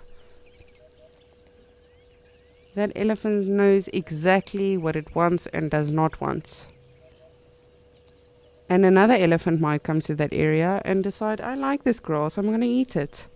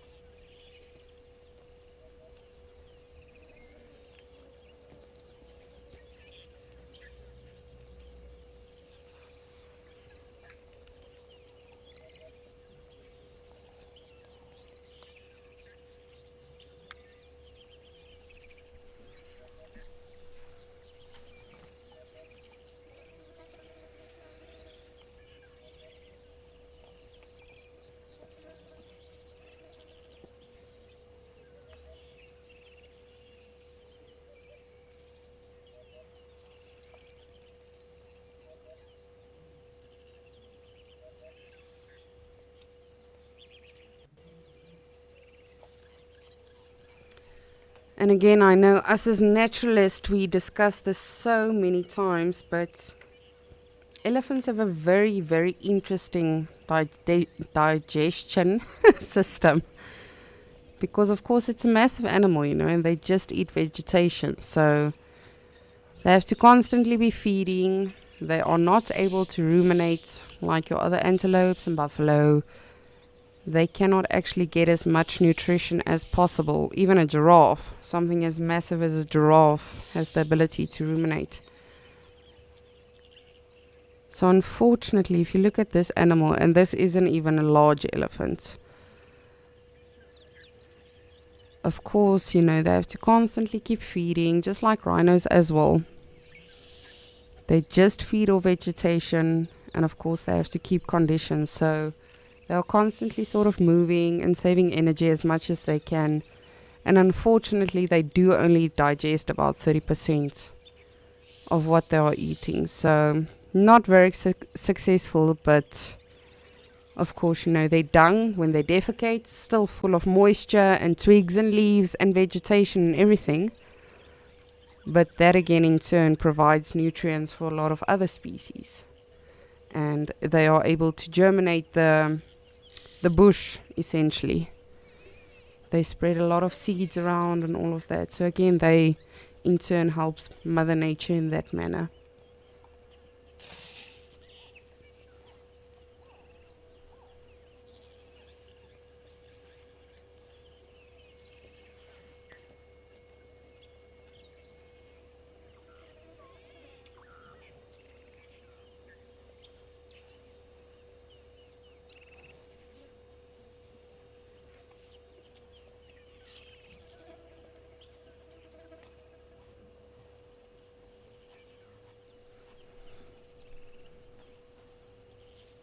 Just look at that. That elephant knows exactly, sort of just to use the foot, hold down the root. This is what I want to pick up. That is the soil I want to throw off. Doesn't even think about it. It just does it. Oh, these animals are incredible. They really never cease to amaze me.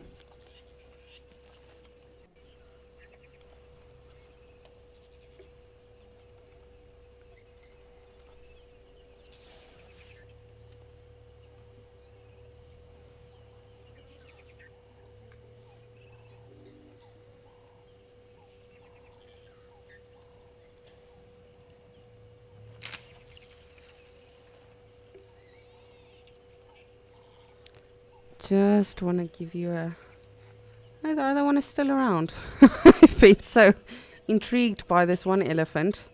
I completely forgot that there are, in fact, other elephants also still around. And how incredible is it that this is completely live? As this is happening, we are able to observe them in their natural habitat. Absolutely incredible. So please do send me questions, comments. What would you like to see? What would you like to know, learn about? Whether it's about the animals or the different locations or us as naturalists. At the end of the day, this is your safari. And we would love for you to enjoy it and just learn as much as you can and chat about as much as you can and want to. So please do send us your questions, comments, anything for this live African journey. I'm just intrigued by these elephants right now. Like I'm literally in a trance watching them.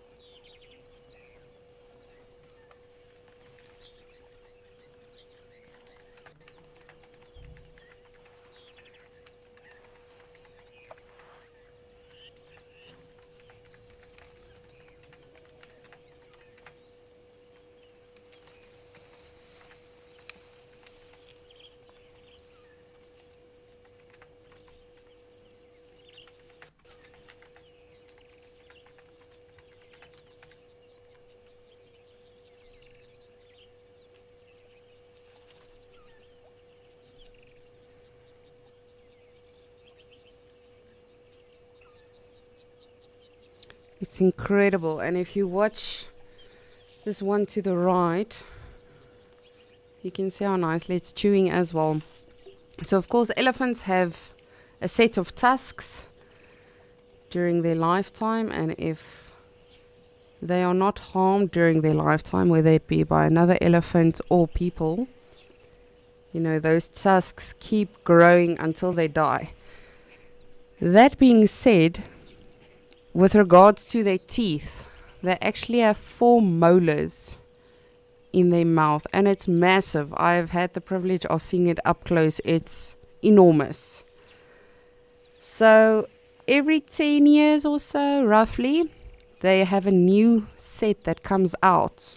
Because of course you can imagine when you eat trees and thorns and all of that, it's gonna wear your teeth down a little bit. So every 10 years or so they get a new set of molars. So during their lifetime they have 6 sets. And then most elephants actually, again, if they are left, you know, alone by other elephants and by people that do not harm them, will actually die of malnutrition, because by the end of their lifetime that last set will have worn down. And then they cannot chew properly anymore. And as I mentioned earlier, they already have such a unsuccessful digestion. So if they do not have teeth anymore, you know, to sort of just grind it down a little bit, then it's not too great for them.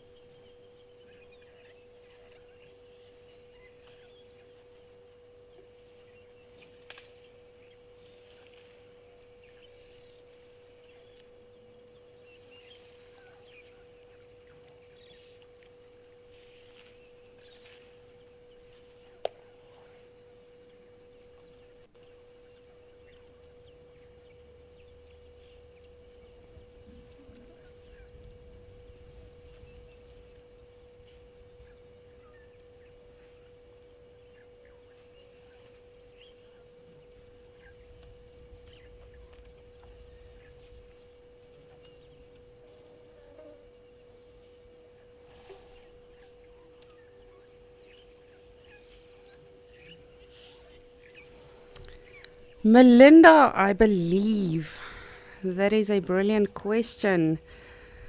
What signs do elephants present when they feel threatened? So elephants are, of course, you know, very intimidating animals due to their size already. If you look at that one, what it just did. When they sort of pause, they open their ears, they stop everything they're doing. That's when, you know, you sort of just have to be careful and observe them. But yes, of course, being a massive animal, you know, already you are very intimidating. But when they do feel threatened, they will open their ears, they will lift their trunk if need be, they will trumpet. So they will make themselves as big as possible and as loud as possible. So same, us as naturalists, if you are ever on a bushwalk, you encounter an elephant, the main rule is just to sort of stand still and just respect them. Because if they realize you're not a threat to them, then most of the times they will not come for you. But yes, that's what they do. They'll open their ears, immediately stop everything they're doing. Elephants are luckily more predictable. And not that I'm ever saying, any animal should be taken lightly and as predictable. But elephants are more predictable in this sense than a buffalo, for instance. Buffaloes are super unpredictable. They will not necessarily give you a warning sign or something like that before they charge. Sometimes they do. But elephants, at least, when their ears are open, trunk is up, stopped everything they're doing, then okay, well, might be in trouble. So that is what they do. But most animals really, if they feel threatened or anything, they'll make themselves larger, like that warthog we just saw in front of the elephants. They will do what we call piloerection. So they'll raise all of their hair on their necks to, again, make themselves look bigger.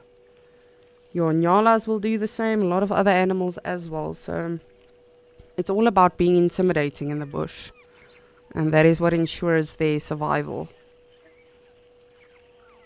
But of course, if there are babies involved, there are so much more, any animal really, especially rhinos, lions. When there's youngsters involved, they are even more on edge or even more overprotective, I want to say.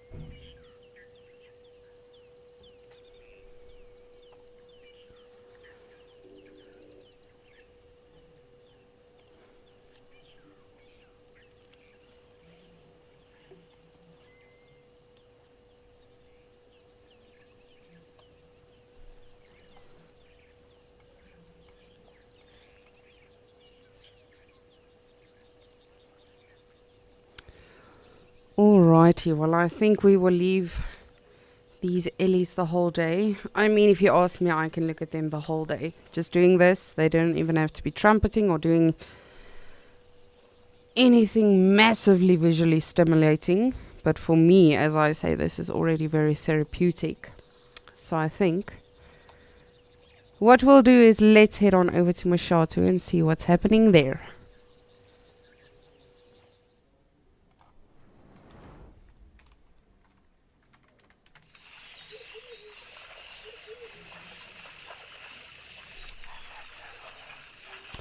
You know, I want to say this water hole never disappoints, but really none of the water holes ever disappoint.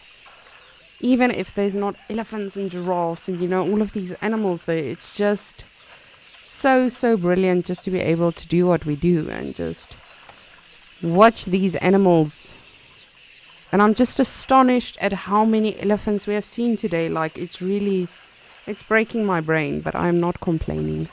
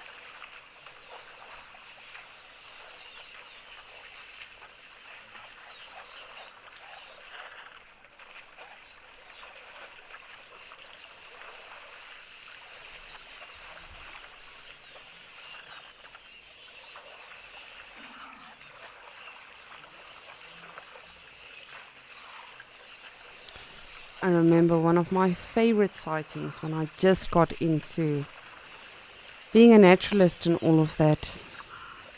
You know, we tend to think elephants just do this on a hot day, during the day. But again, you know, they don't tell us about their schedules for the day and all of that. And I remember one of my fondest sightings, it was a super rainy day. It was not looking good in terms of sightings and all of that. And, you know, all of my colleagues, no one saw anything on safari. I mean, not even really general game or anything. We were all looking for the elephants. Of course, tracking was challenging because, of course, you know, the rain took everything away. And I did this road called Oxpecker Loop on my first reserve I guided on. And I got to this one dam. And literally the whole reserve's elephants were in this dam, in the rain, having the time of their life. They were swimming and literally in the water. And to this day, I have a photograph of that. And I will never forget it. It was one of the most memorable elephant sightings I've ever had. So, of course, you know, generally heat, humidity does, well, I don't want to say guarantee, but does sort of look promising with regards to elephant sightings, you know, because generally they will be swimming or mud bathing or something like that. But again, they are so unpredictable. Even though we study animals, you know, and see their general behavior, we never truly know what's going on in their minds. So that's why I always say, you know, even if you see this the whole day on all of our locations, all of that, it's always such a blessing, I almost want to say, because you never know when you're going to see it again. Yes, tomorrow might be hot, and yes, we might think we're going to see it again, but you never know. The elephants might decide that day, nope, we're going to head into an area where no one can access us, and that's where we'll be hanging out.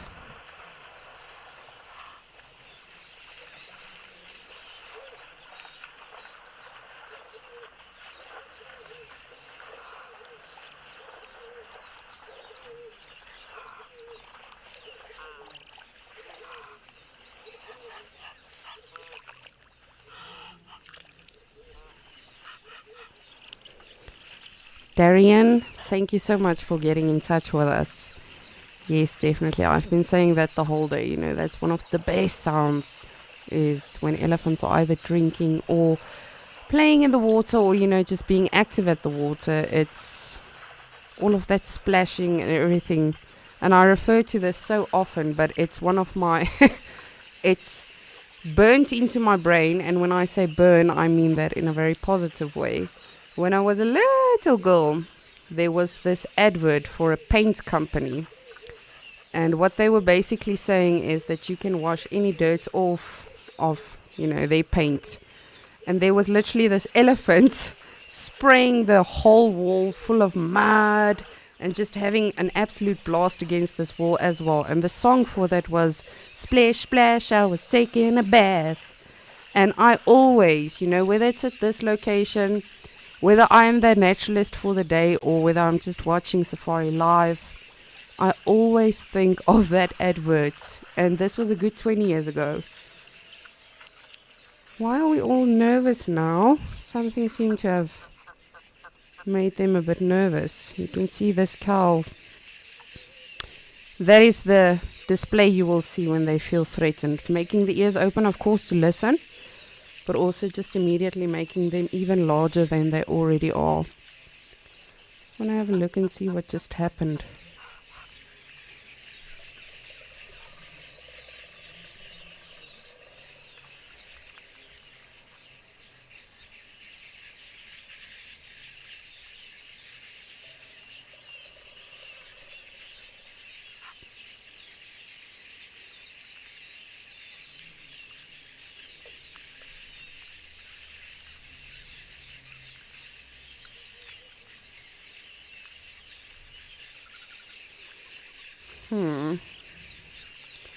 Something got them a bit riled up now,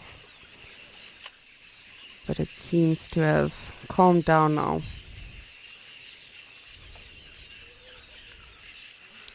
And of course, on a hot day like this, you know, when there's not a lot of wind or anything, these animals can smell very well as well. They can always smell well, but of course when it's windy it does prove a bit more challenging. So it might be that they heard something from afar, or perhaps smelled something. Again, you never know what's going on. We can interpret as much as we like. But I think if we were to be able to communicate with animals and tell them what we think, they'll be like, no. That is not at all how we function or how we work. So we can merely try and interpret it as much as we can, even after all the studies that have been done. You know, people that have been guiding for 50 years.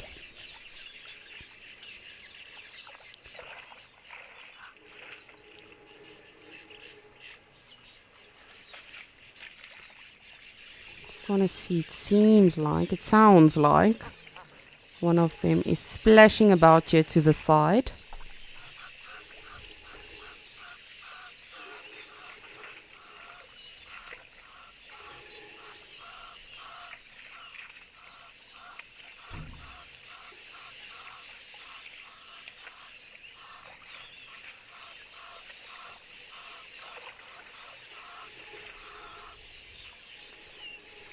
Yes, you can see just behind this tree there is in fact an elephant having the best time, creating some daga or mud. We tend to call it Dugger. That is often why we also refer to old buffalo bulls as Dugger boys. It literally means mud boys. But yes, Dugger is literally what they do when they, create some mud there, especially in this part of the waterhole. It's easy because the soil is already loose, but of course they excavate it even more.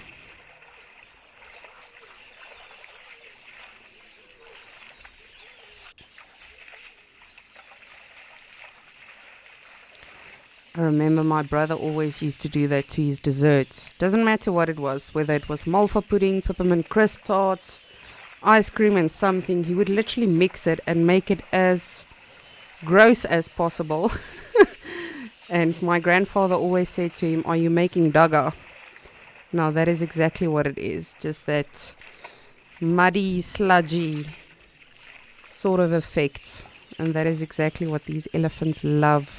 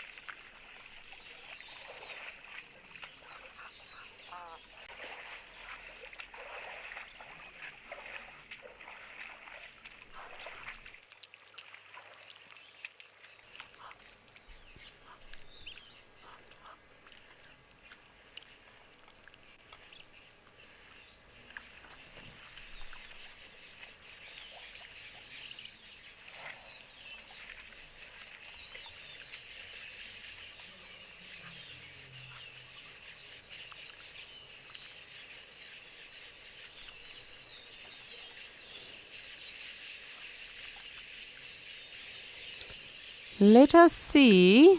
I don't know if we will succeed because they do make it very challenging at times, but I want to see if we are able to see the quillias.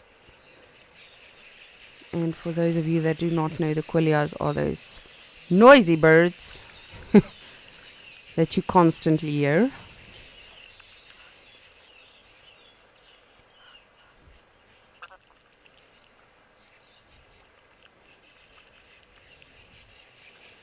Hi, Giraffe.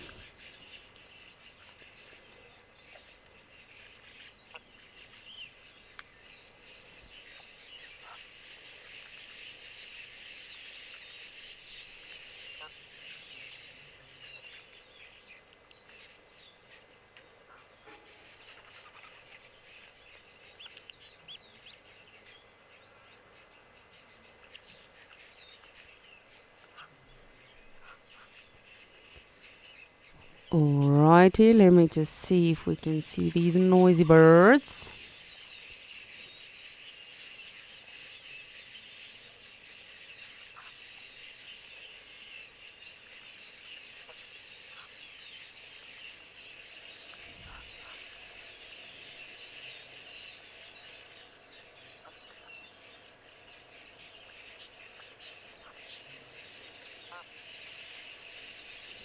Alright. This will be challenging, but let's try. As they blend in very well and are very active, as you can see. But we will try.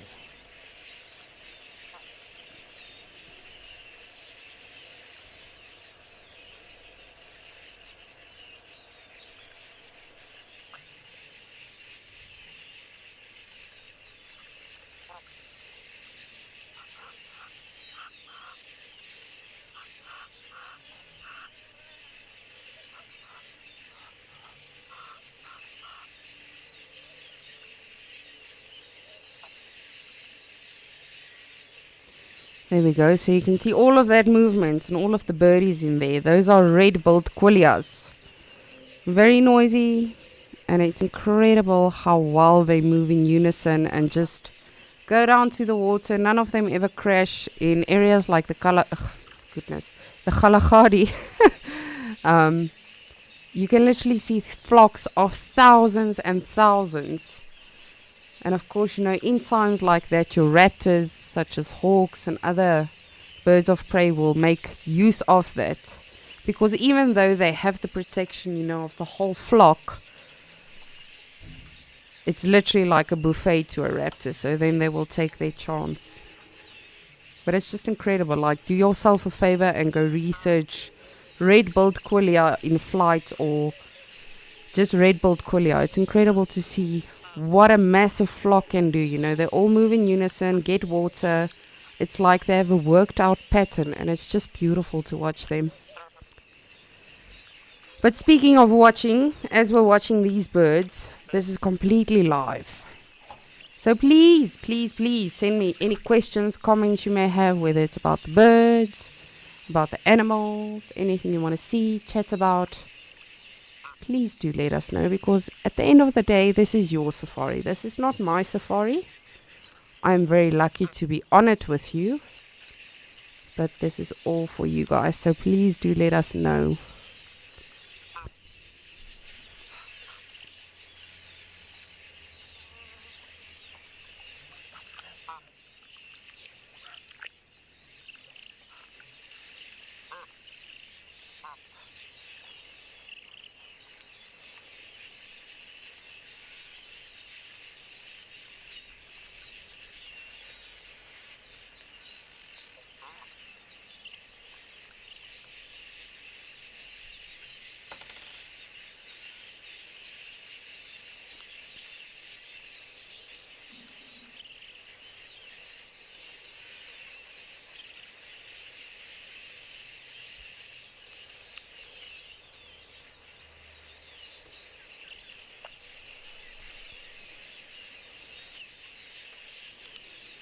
She's very, very, very noisy birds. But of course, you know, animals, birds, they're all very good indicators of a good water system, you know, in nature. This water is not going to be drinkable for us, but then frogs are also very, very good indicators of a good water system, especially elephants as well. Elephants will not drink water that is dirty. And when I say dirty, again, that's to animals, not to us, because we have different conceptions of what dirty is. So it's always wonderful to see so much life at the different watering holes. We actually, where I stay, we've got a massive pond in front of our house as well. And it's funny to see, because they recently changed the filter system, and the frogs used to be in front of our house the whole time. So it was literally so loud you could not hear anything. And they've changed the filter system now, and the frogs have actually moved more upwards or upstream. So I think they don't like the new filter system or something, because of course frogs are also very good indicators as they breathe through their skin. So frogs won't live in a dirty water system.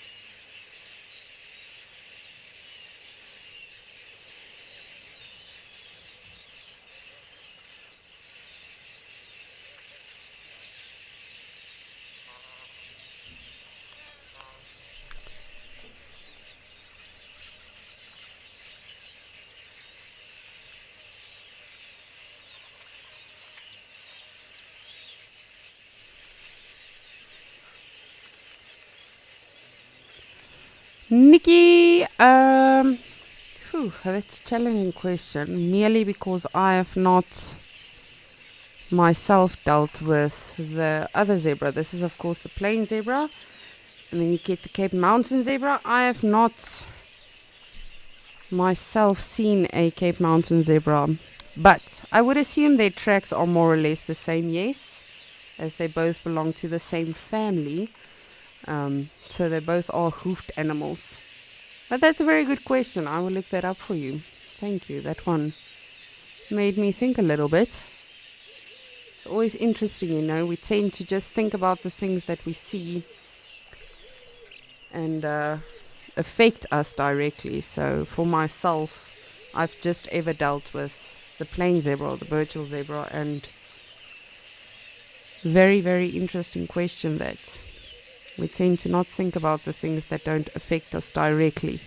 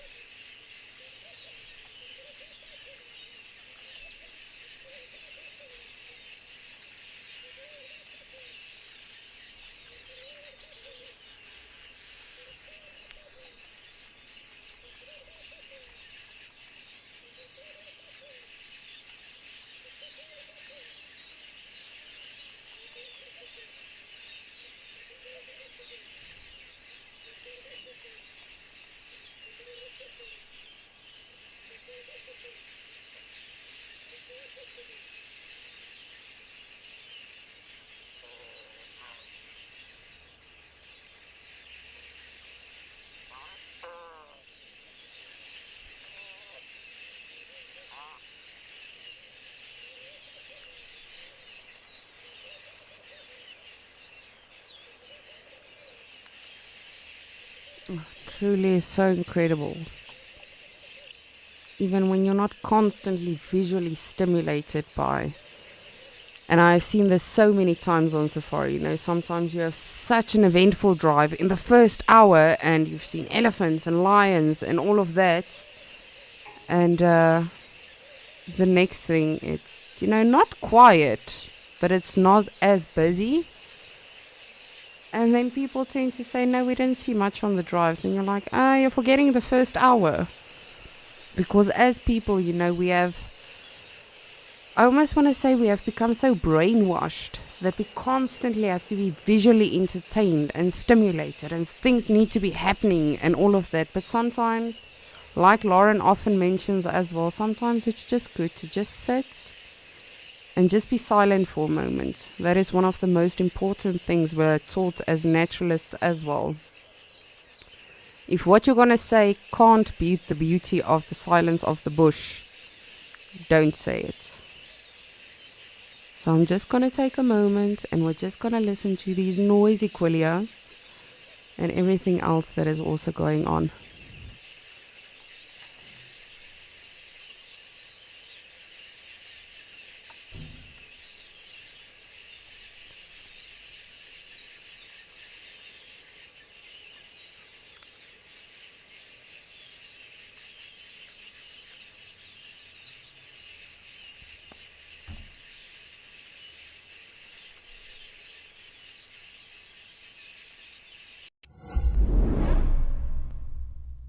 The Explorers program brings nature lovers together and helps share authentic wildlife experiences with the world. Explorers receive so many great benefits, including a chance to watch completely ad-free, luxury travel prizes, access to behind-the-scenes content, And don't forget the weekly newsletter filled with inside information.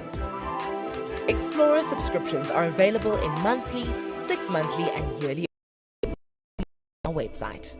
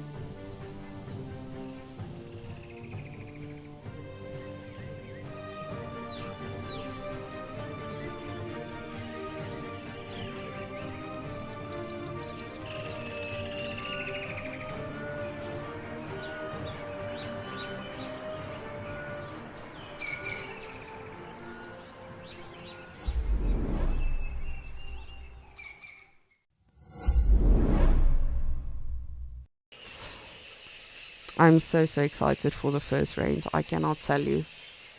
Like a little girl, I cannot wait.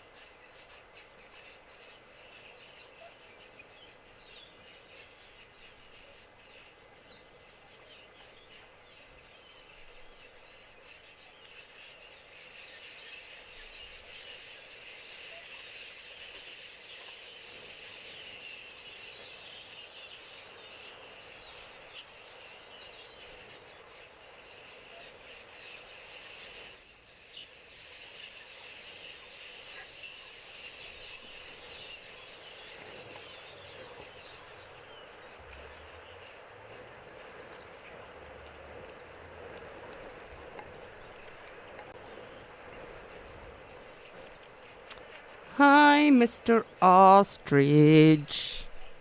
I like them. They're so fascinating.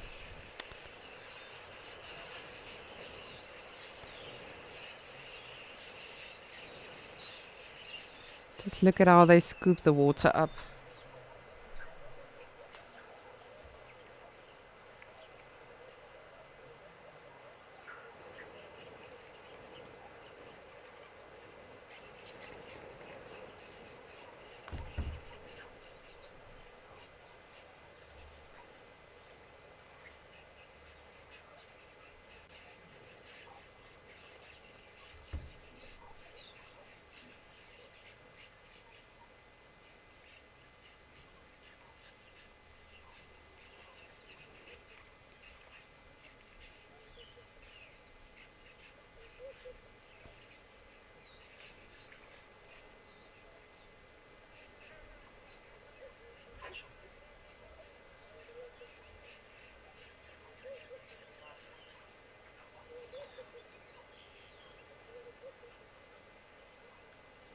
It's just incredible if you look at all of the animals, you know, they are all vigilant. Even the lioness that Andrew had earlier, you know, she's a massive apex predator, and even she's still cautious and vigilant and everything, just like this ostrich, you know, it's drinking, then it listens, just like a giraffe, it'll go down, drink, come back up, and then go back down again in that weird position to drink, because all of these animals, you know, at any time anything could happen to them, so they all have to be so super vigilant, just like the elephants we saw as well, constantly have to be looking.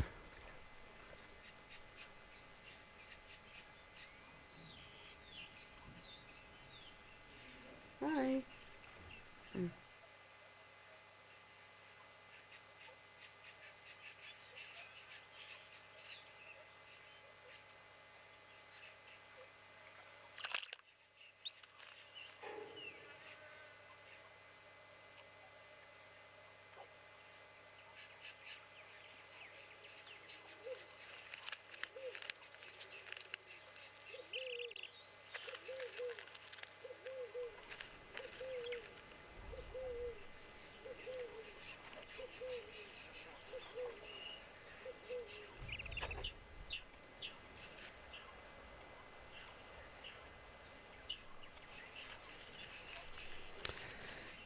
And there he goes.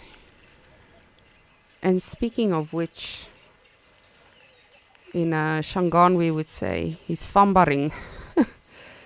And that means an animal or something moving in Shangaan. And speaking of which, the animal voting or animal naming, goodness Lisa, let's focus.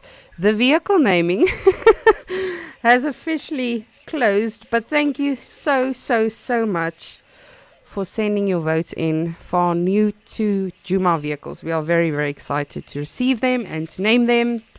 It's going to be very, very exciting. But yes, we really have our jobs cut out for us to, you know, count all of the votes and then actually choose a name. But thank you so much for sending in all of your votes and all of your suggestions and all of that. But do stay tuned to find out, you know, if one of your votes actually became one of the winning names. I too am very, very excited. I like Famba because, as I say, Famba means, you know, to move. So for me that would make sense for a vehicle name. But I will not be driving one of these vehicles, so I don't think I have much of a say. But I would vote for one of those. But yes, unfortunately it has closed, and we will let you know what the outcome is.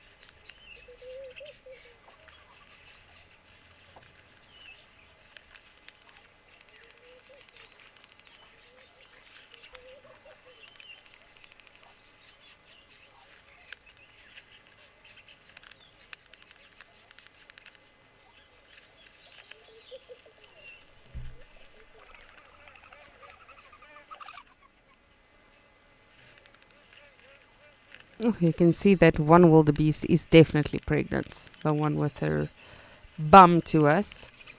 And of course, wildebeest, both sexes or both male and female, you know, their sexual dimorphism can be quite tricky as both of them do have horns. It's not like an impala, you know, where just the ram has horns. With the wild beasties, both of them have horns. That one is also I think all of them is pregnant actually. It might be a kitchen tea. Is that the...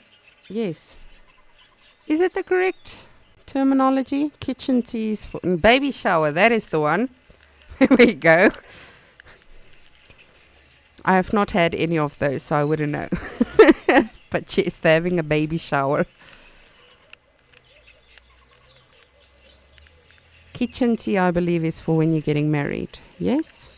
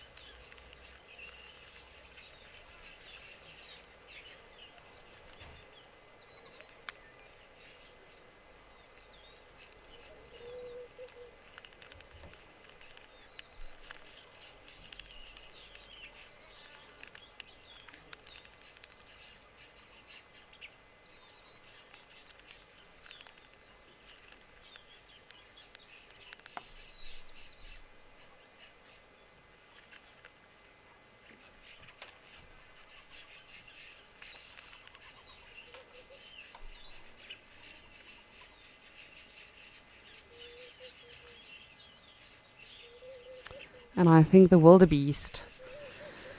Again, you guys are probably going to say, Lisa, you're a hypocrite because you call everything your favorite.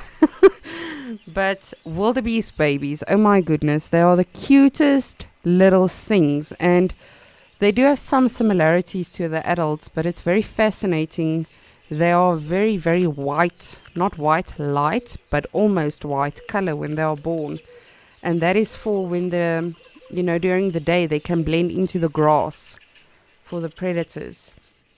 It's just sort of an anti-predation mechanism. And then, of course, as they become older, that's when their darker coloration will take place.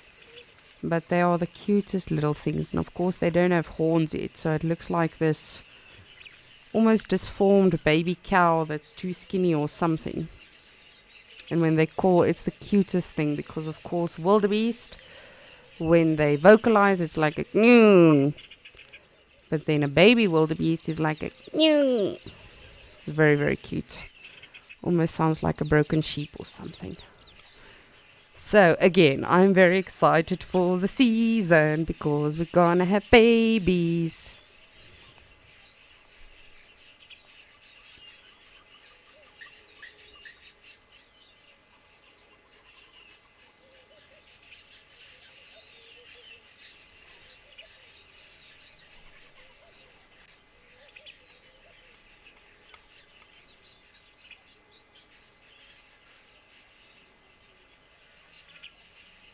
And there is a monkey.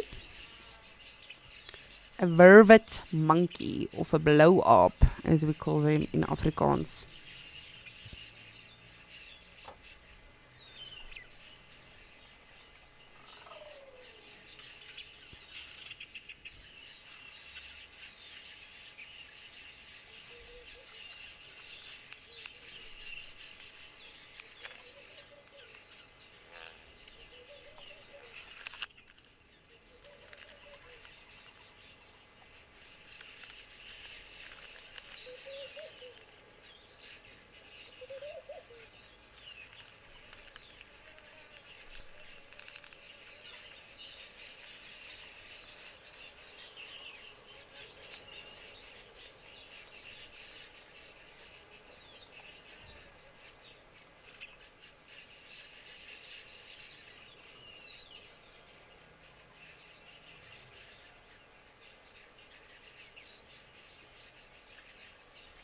It's interesting how we just saw the one monkey. There must be more around. Because if there's one, there's always more.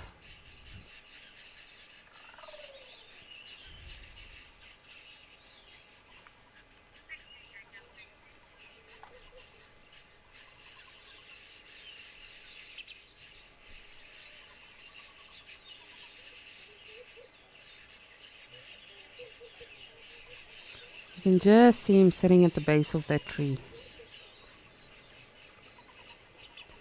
Very naughty but very fascinating creatures to observe.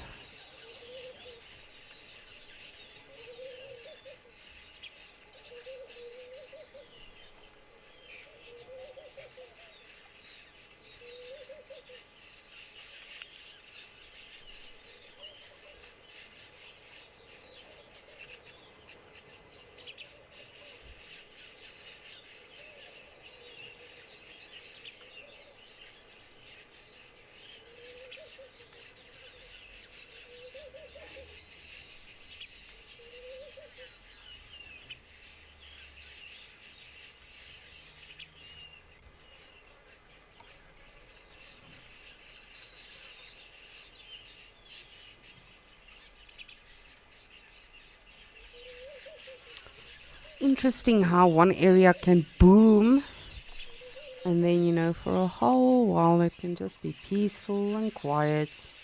Of course, it is very hot now, so the animals are just in the shade.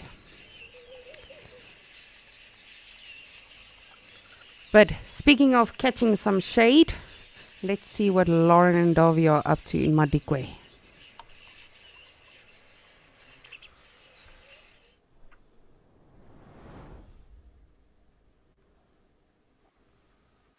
We have moved on from the dam to see what else we could find. We actually came across a hugely pregnant zebra who looks like she must be about to drop, which is so wonderful.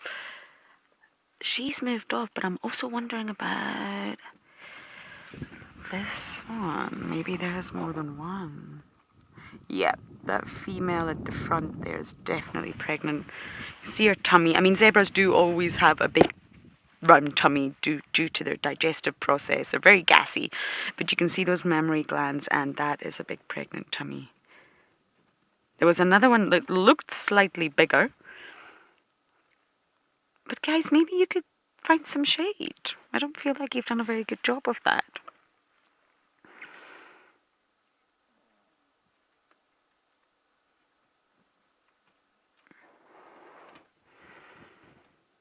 I would say the animal, that's a tricky one, but I would say the animal we see the most here is definitely zebras.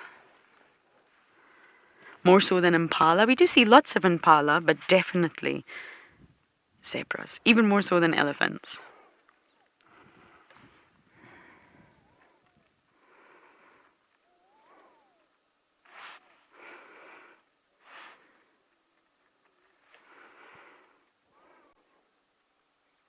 I feel your heat.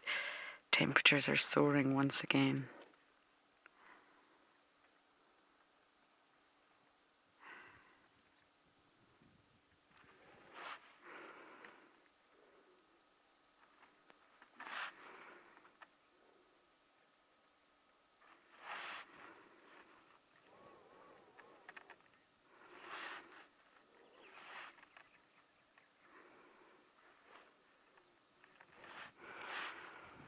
Of course, you shouldn't anthropomorphize, but this zebra just looks uncomfortable.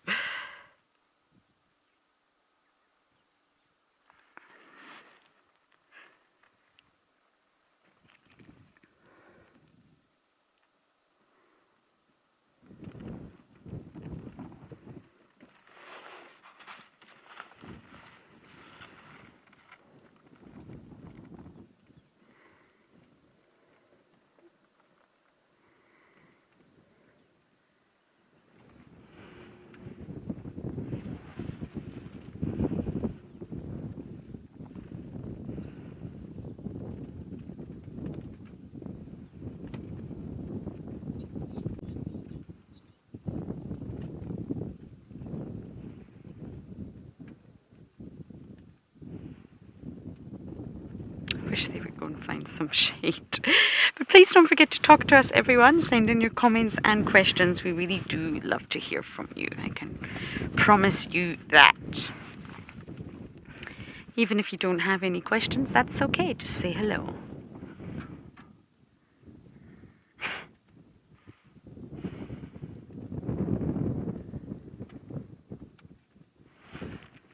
I don't know if you're able to get the giraffe from here, Darby, but a giraffe just walked on by through the thicket and popped out and is doing a very smart thing. And that's what I expected the zebras to do. Beautiful female, got herself perfectly in the shade and can eat at the same time. Look at that. Look at the weaver's nest.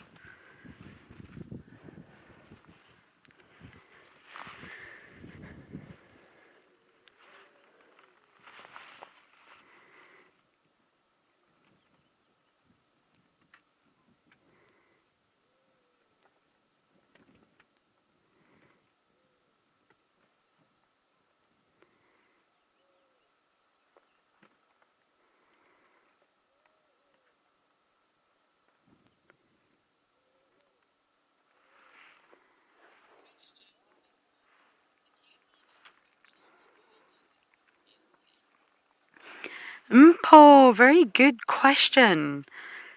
And the answer is no. I reported it. We were off air for quite a while because we had to take some ID photos. It was a female. And I don't want to speculate because the ID's not been confirmed. Unfortunately, most of the body was gone. It was just sort of the hind legs that were visible. So we did take a photo of the ID, the coat pattern. So hopefully I will get confirmation on that at some point. But it definitely was female, and there is speculation that it may be the beta female of one of the packs. I originally thought lion, just because there were lions in the area, we could hear them calling.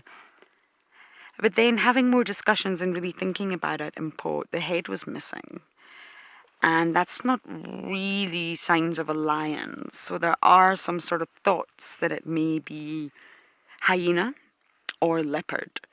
We looked on the ground. It was very tough terrain. I couldn't see any visible tracks.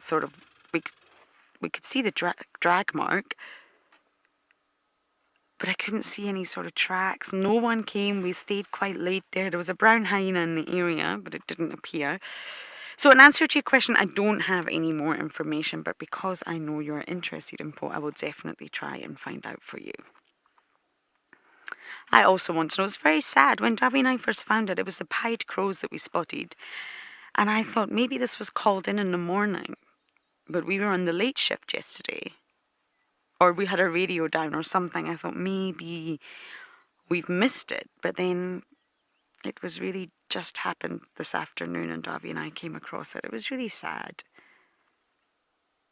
But it's part of the wild, and it does just show you that it's not just the impala or the antelopes, for example. Wild dogs can fall prey to other predators as well.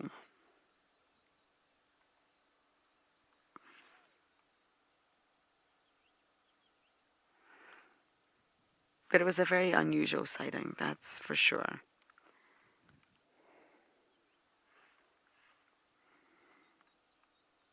Life slows down in the middle of the day.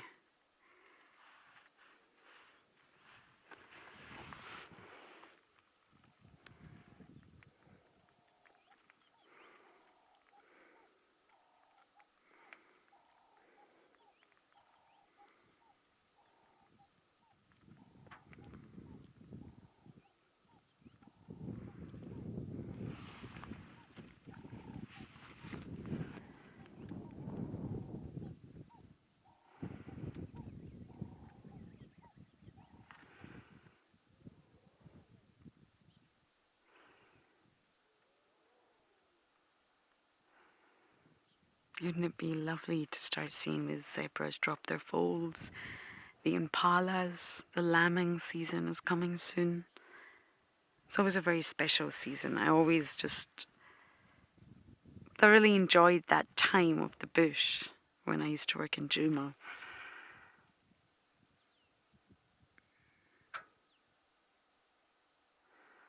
There are always tough times that come with it, but just seeing the young running everywhere, skipping, it's a joyous time.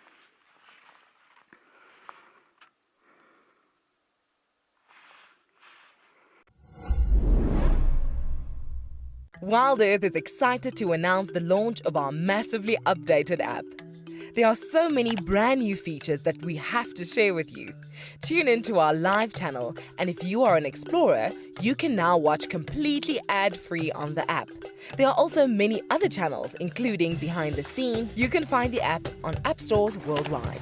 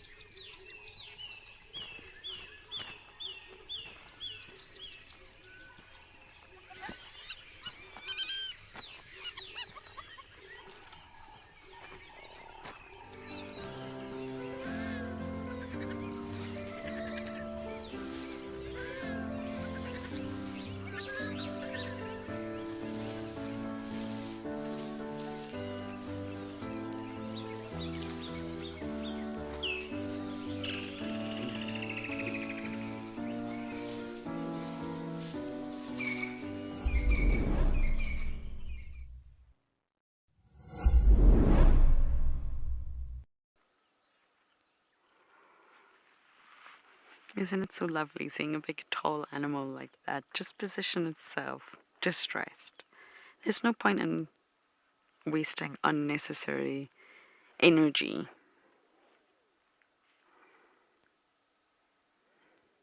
And moving around in the really hot part of the day. It's just generally 12 till 2, but really, 11 till 3 I think is a better, more realistic window.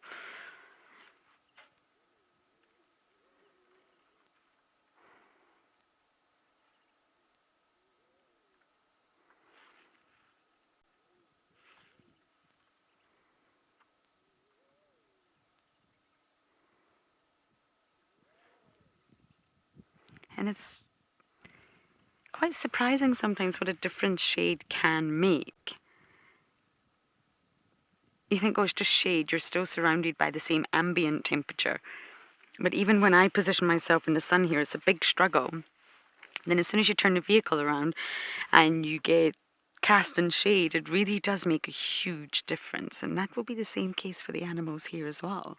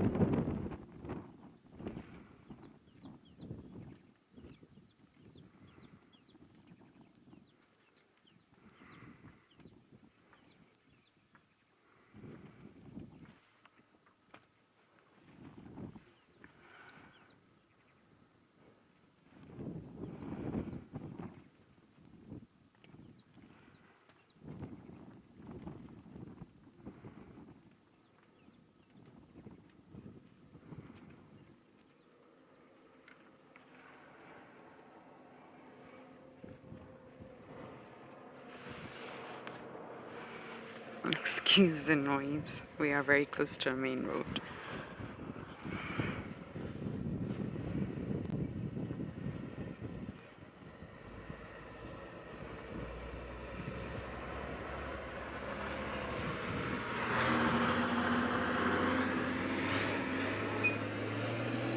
Safe to say that ruined a peaceful moment. Even for the giraffe, I think.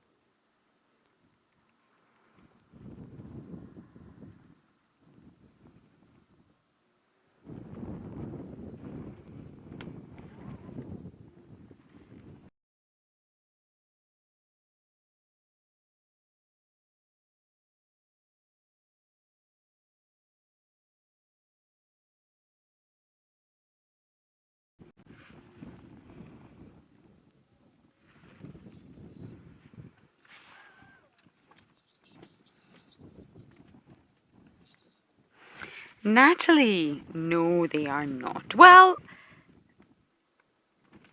not whole bones.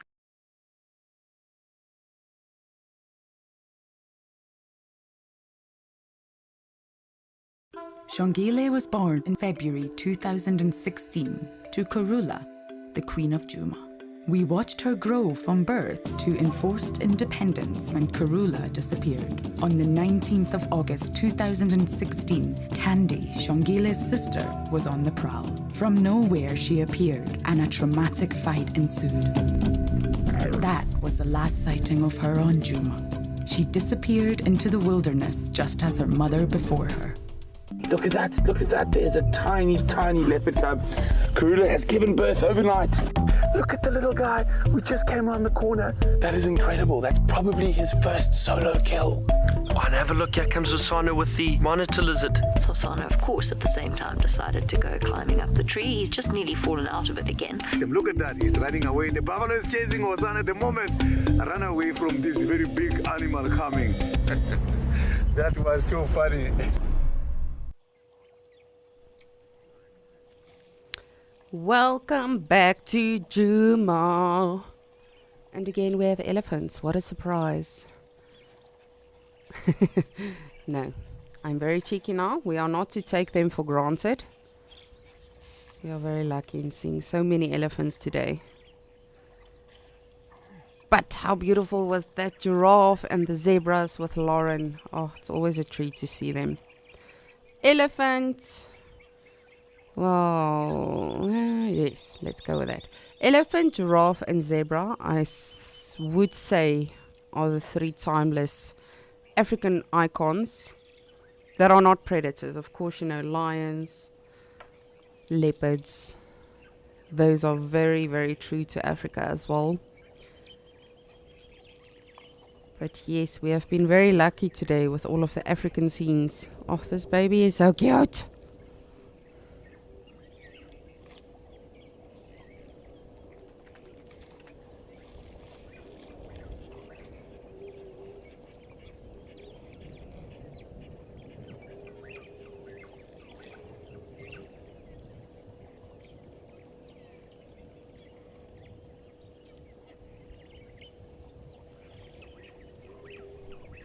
Oh, I just love when they do that.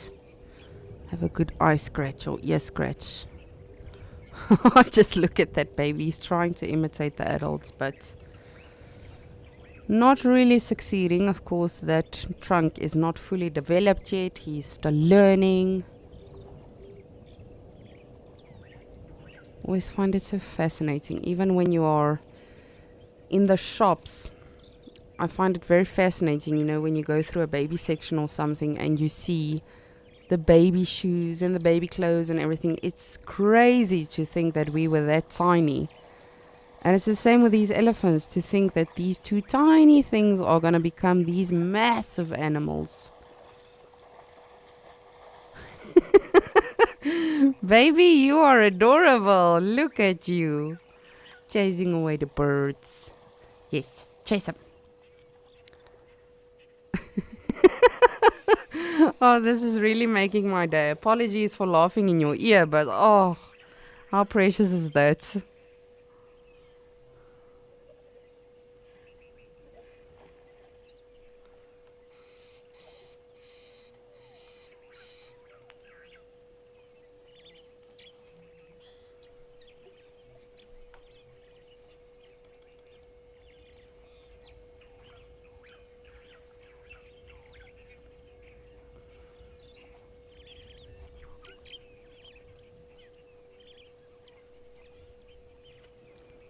We're just going to see if we can keep up with them.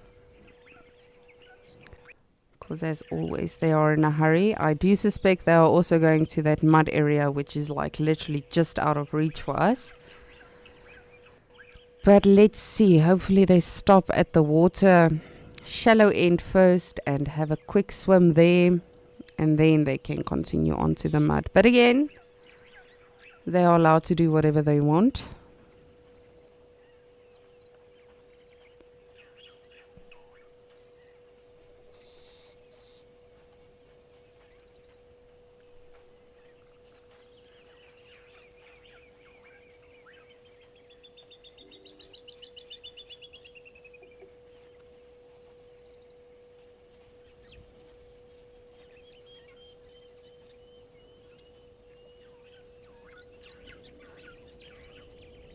What a view. What a view.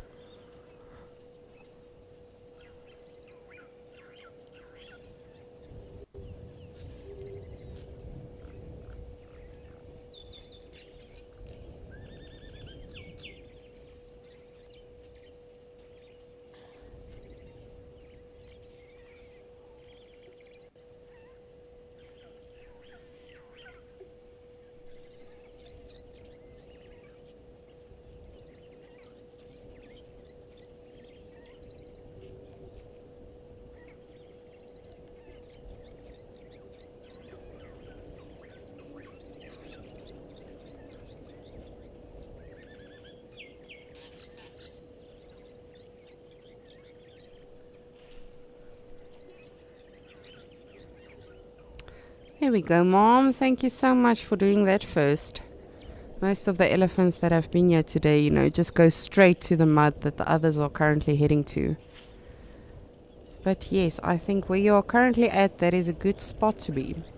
There's some water, there's some mud. And there's a log blocking the baby, of course. We'll take what we can get. Oh, Bobbikie. You see.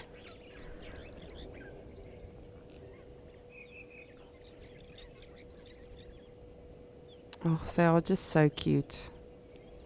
Honestly. And cute is really an understatement for baby elephants, I think, personally.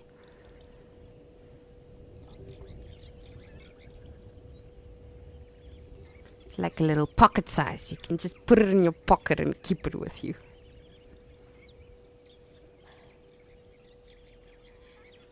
No, baby elephants are actually very, very strong, believe it or not. I've had the privilege of being part of rehabilitating a little one that lost its herd. And they are really, really strong. That tiny thing can really push you over. Not to be underestimated.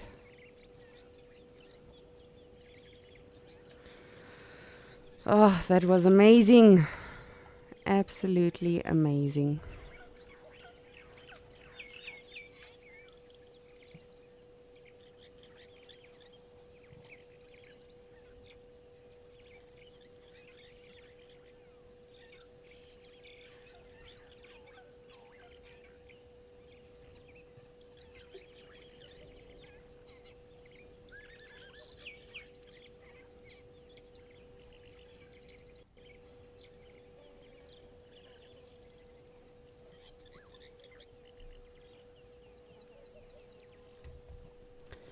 You see, they've all been going to that spot that's literally just behind those trees. There must be some good mud over there because all of the elephants today, whether they've been to the water first or have gone straight there out of the bush, they really have been enjoying that spot.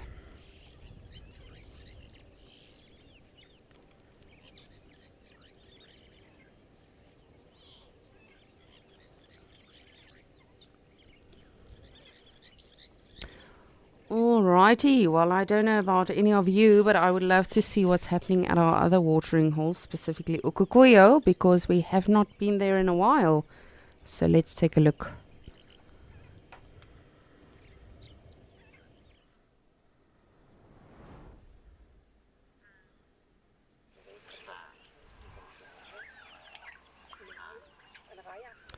Bokkies, bokkies en nog bokkies. That literally just means antelope, antelope, and more antelope.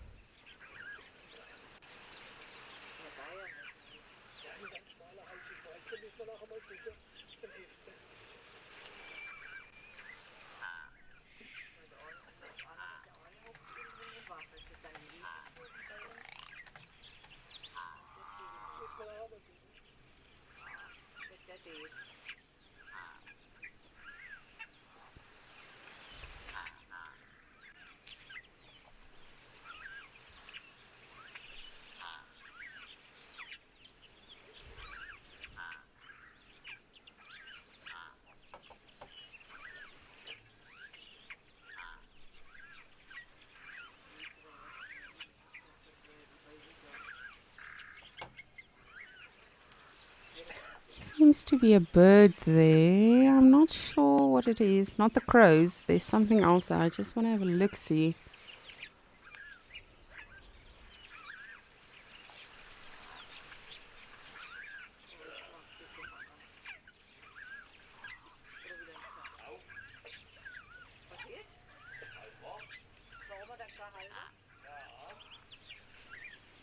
I have no idea what that bird is.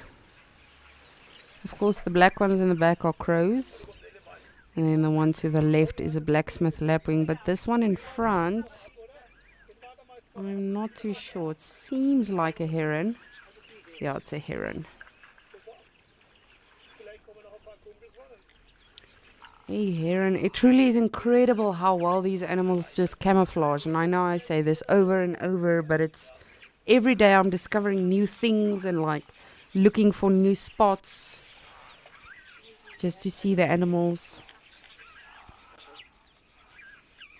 That's pretty cool. My first heron at Ukukuyo.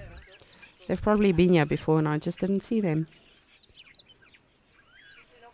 You really have to train your eyes when you are looking at animals and in the bush. And I remember fondly my father would always tell me I have brilliant eyes, but it's, of course, you know, it's with a lot of practice. I see that with a lot of naturalists as well. You have to practice and practice and practice, and eventually you sort of just catch it. And then you have your off days, believe me. I had many a safari where I drove past lions and my guests were like, "Oh, Lisa, did we drive past them on purpose or we just don't feel like lions today?" And then they were literally next to the road. So hopefully I will still train my eyes with Ukukuyo to see more and more animals hiding.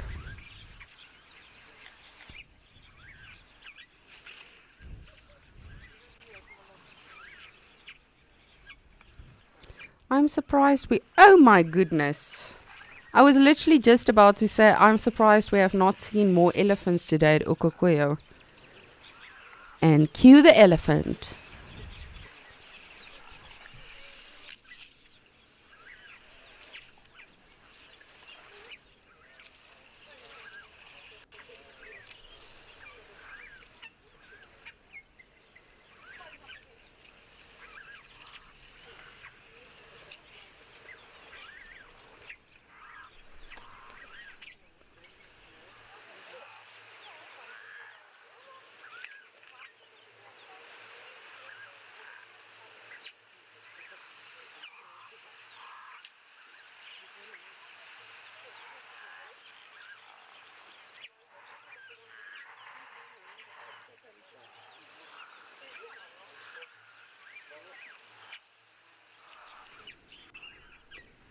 And my apologies, I realized I just called it a heron. Sorry, there's not just one heron in Africa. Sorry, that was the black-headed heron, and there were two of them.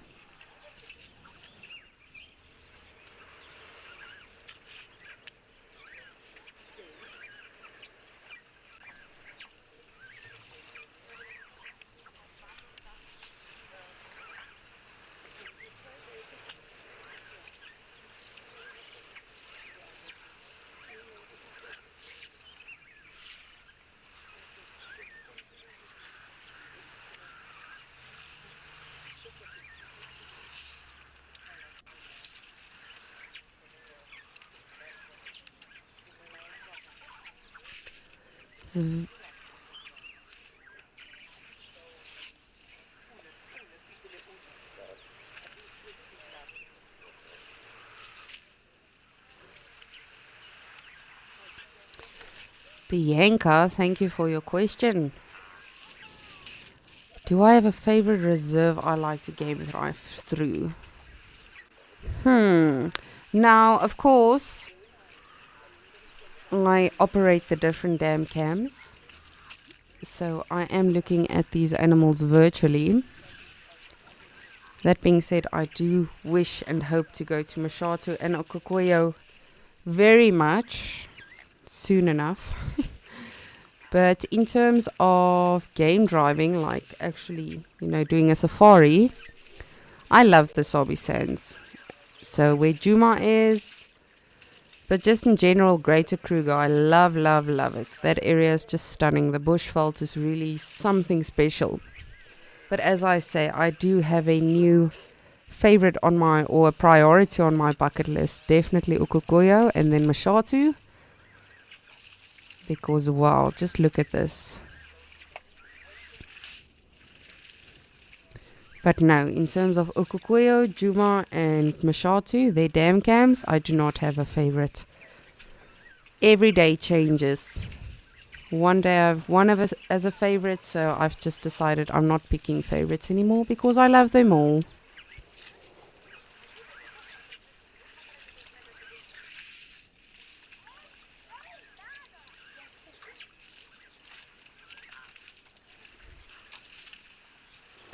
But I'm really surprised. We have not seen an elephant herd here today. We have just seen the elephant bulls, which is rather surprising. But again, that's why I say when you see elephants in massive groups, and you see a lot of activity and swimming and mud bathing and all of that, you really have to take it in and appreciate it. Doesn't matter if you've seen it 5 times or 500 times.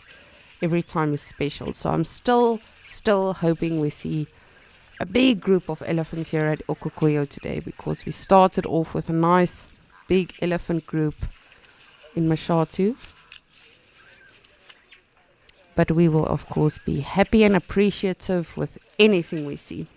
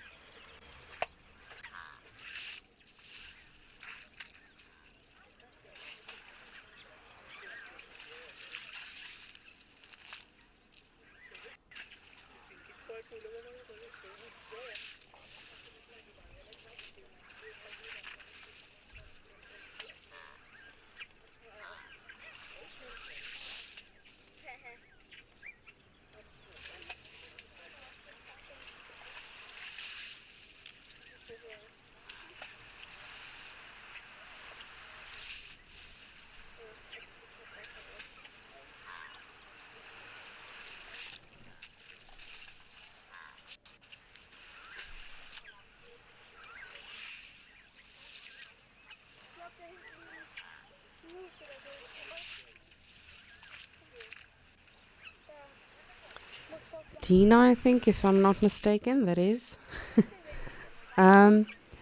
Yes, so elephants... Oh, CNAC, my apologies.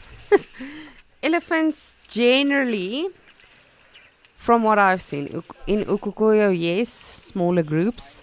But I mean, that being said, yesterday I saw a massive herd here, so of I think at least 40 individuals. So it really depends, and I myself am still getting to know Ukukuyo because, of course, you know, you can read about it and you can study about it and read up on it.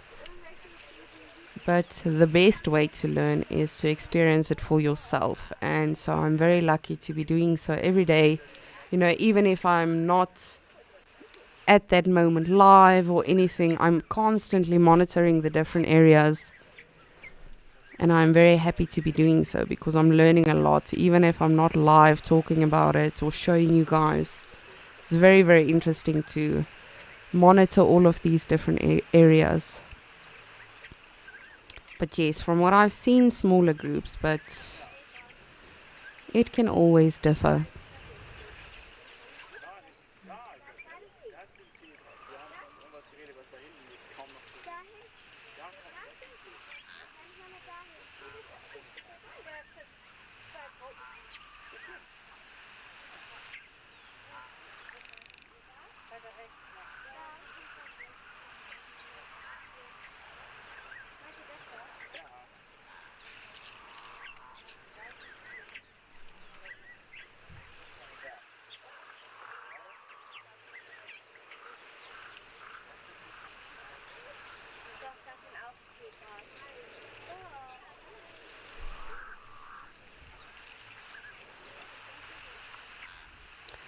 So now, to get to your question, what are the white rocks? So my policy always has been, as a naturalist, if I do not know the answer, I'm going to be very straightforward about it. So I don't know what this exact type of rock is. However, that being said, I will find out for you and get back to you. But this water hole you see here at Ukukuyo, this is the largest salt pan. So the rocks and everything around it is very, very full of minerals, which is why I personally also believe, you know, a lot of animals can thrive in this area, because I say this every day, but I would not want to live here if I was an animal. I would rather live in the bushveld or somewhere lush, a forest or something. But yes, I do believe it's full of minerals and salt, and that is also what the coloration is about, but I will get back to you. I could make up something, but I'm not going to lie to you. I'll rather tell you I'm not sure, but I'll get back to you. But it definitely has to do with all of the salt and minerals and everything found in this area.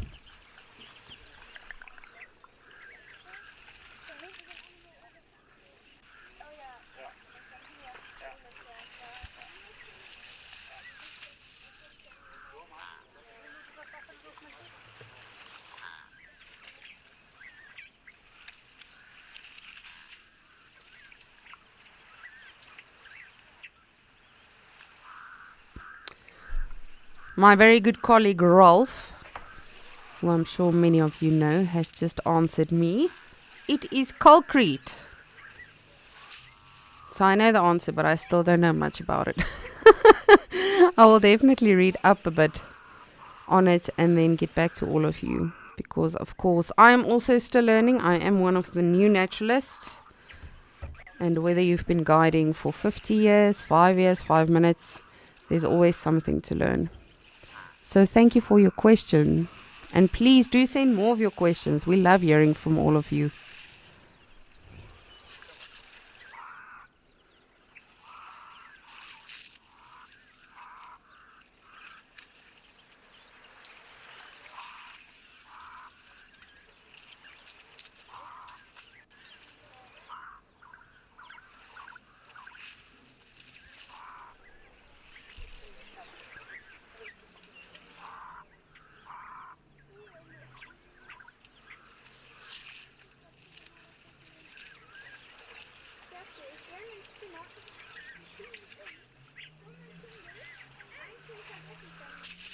So, I have just researched it. Of course, I will read more on it or more up about it this weekend, but I was very curious to know now. So it is basically called a hard pan as well. Calcium-rich duricrust, a hardened layer in or on soil. So it's formed on calcareous materials as a result of climatic fluctuations in arid and semi-arid regions.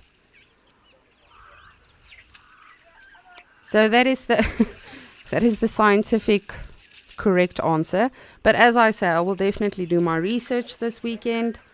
I love geology. I am very sad that I never really, not that I wanted to become a geologist, but I think it's very interesting, to study up on these sort of things. And I will definitely do some research for you this weekend, Runel. Thank you so much for your question.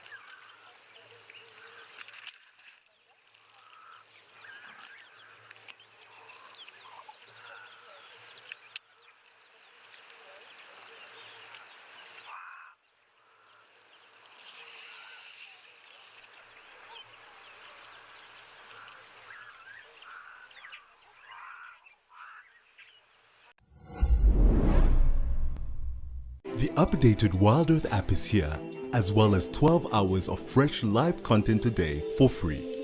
You can watch repeats and highlights of shows you have missed, and if you have subscribed to be an explorer, exclusive access to the behind the scenes channel, access to rehearsals for new locations, a chance to give us feedback, and explorers also watch totally ad-free. Download the app today.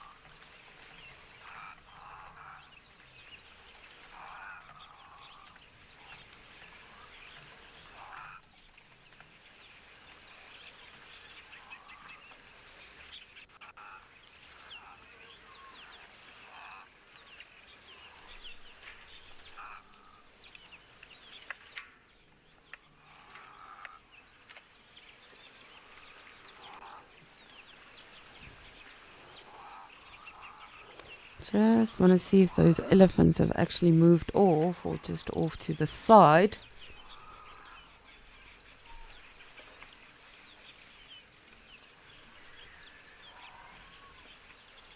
Nope, they're leaving. They're done with us for the day. Hopefully not the whole day. Like, you can take a break, but come back, elephants, later. We would love to see you guys again.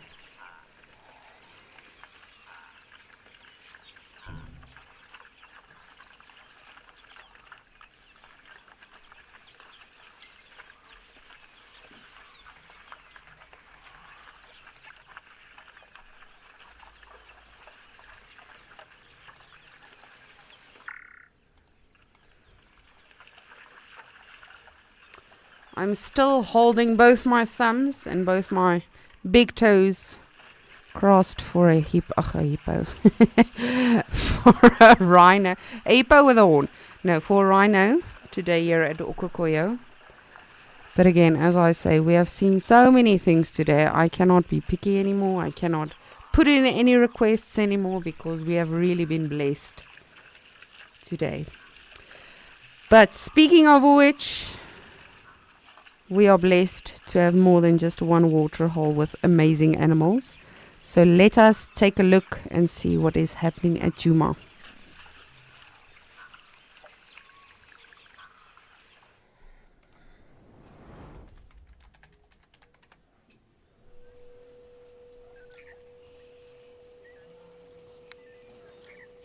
You would think I'm making these things up. Elephants and elephants and elephants and some more elephants. But we are not complaining, and I'm sure you are not as well. Because these are really incredible days. Really incredible animals. I wanted to say they've just made our day, and then somehow day got thrown into the sentence.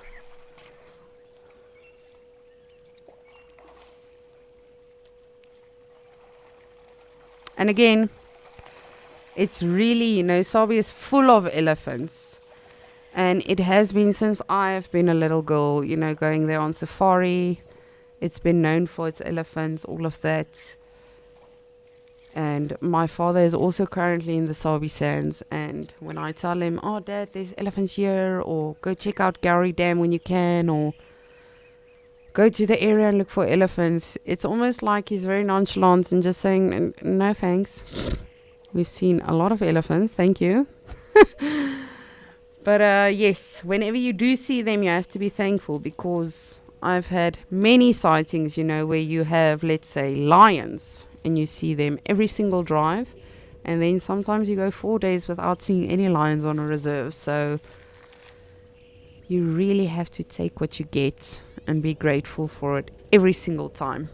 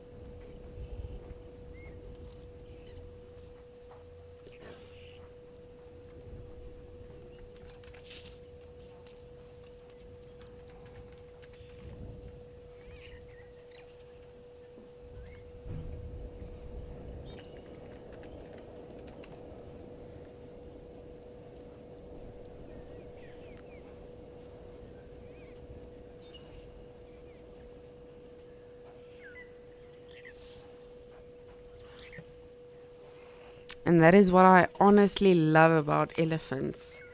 Every single sighting you have is different. I mean, with lions, they're either walking, sleeping, or eating, or perhaps mating. With elephants, because, they have so many dynamics because of their ages and everything, is always different. This sighting alone, how many times have we seen this today? And every time it's been different. We had those 2 younger bulls that were, foraging in that sort of area as well. We've had other babies where mommy stops and plays with the mud first. Some of the other elephants have gone straight to the mud.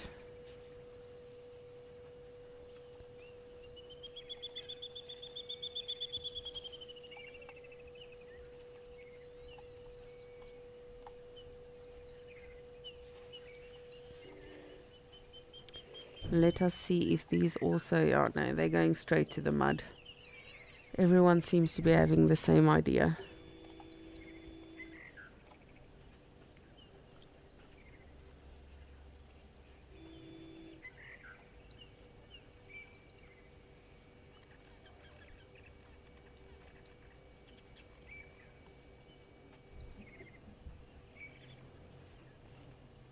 Just want to have a look-see at where our hippo is, because we have not really spent any time with a hippo today. Oh goodness, there we go.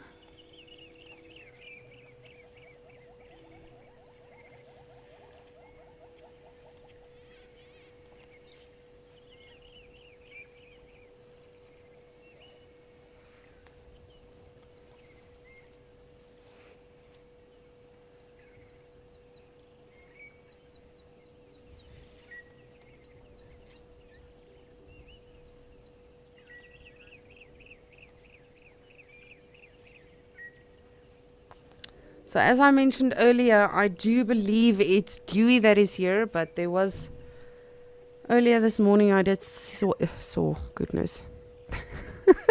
My English teacher would slap me on my wrist now. I did see another hippo coming into the water earlier as well. So I do believe it's Dewey and someone. However, of course, I cannot be too sure.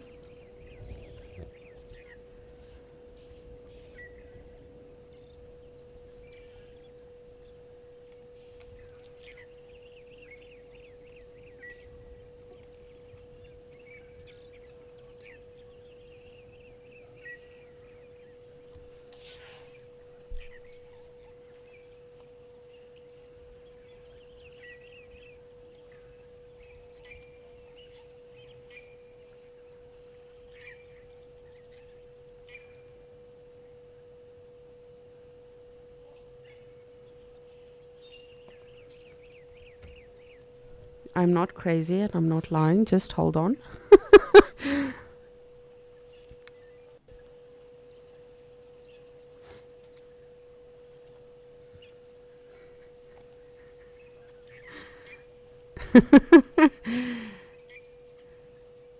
No, if it doesn't happen between 5 or 7 minutes, then you know there's not really hippos, but or again, it can, be different, but that is generally the rule of thumb.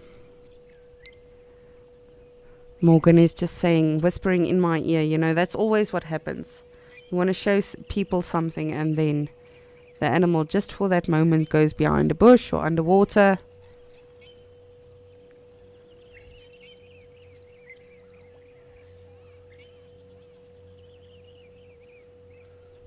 There he is. Maybe if I call the other one. Oh no. Wasn't necessary. I wanted to call the other one, but it came out by its... And it's gone. This is always what happens.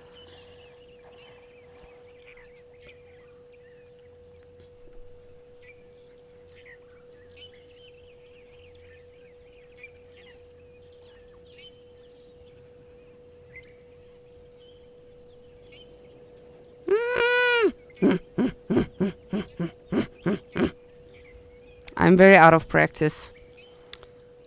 There was a time in my life where I could do that very well.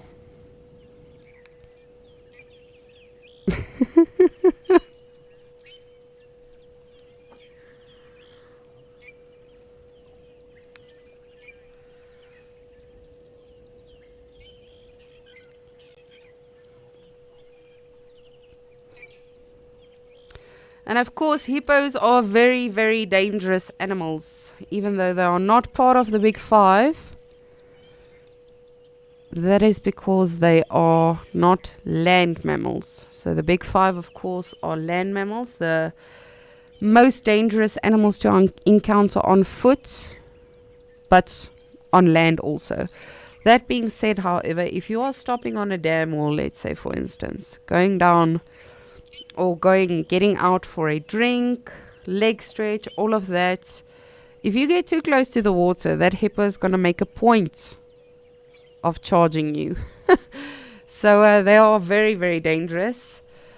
But of course, you know, they are water animals. So that is where they feel safe. That is where they'll stay most of the time.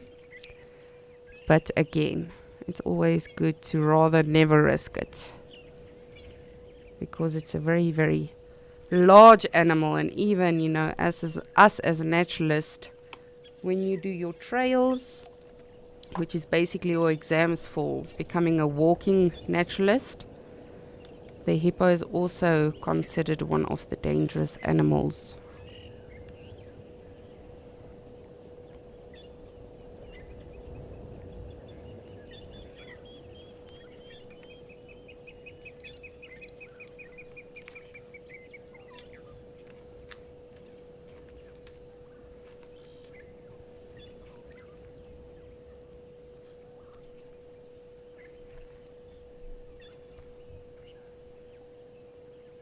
Of course, hippo, thank you. You're making me look like a quack now.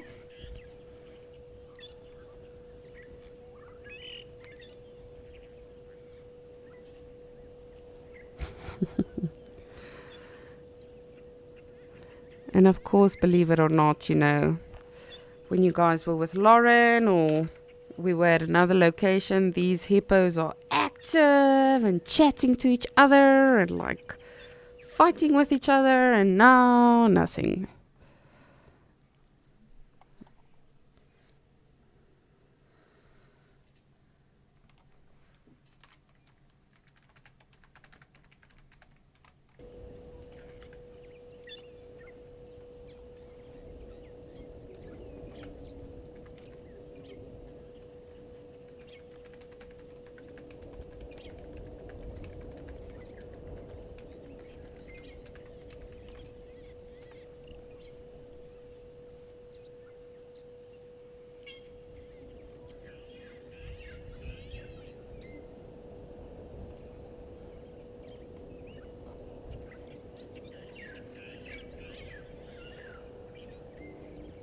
Hippo.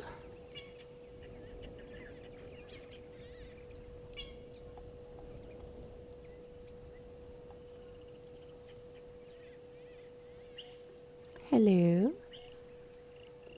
I shall not be loud anymore. Maybe it doesn't like my voice. Not that it can hear me, but we'll see if this works.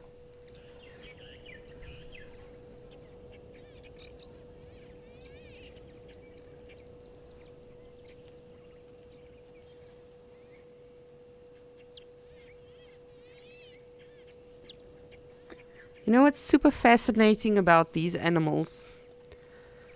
So of course they're very large animals. They become about a good 2 tons. And if you look at all of the large animals like elephants, okay, elephants become 6 tons and they are pregnant for 22 months. Rhinos become roughly about 2.5, 3 tons, pregnant for 15 months. Hippos also about 2 tons, pregnant for 8 months. How? It's such a big animal, and then just 8 months. There we go, zoop, done. Even a zebra is longer, or their gestation is longer than a hippo's. How weird is that?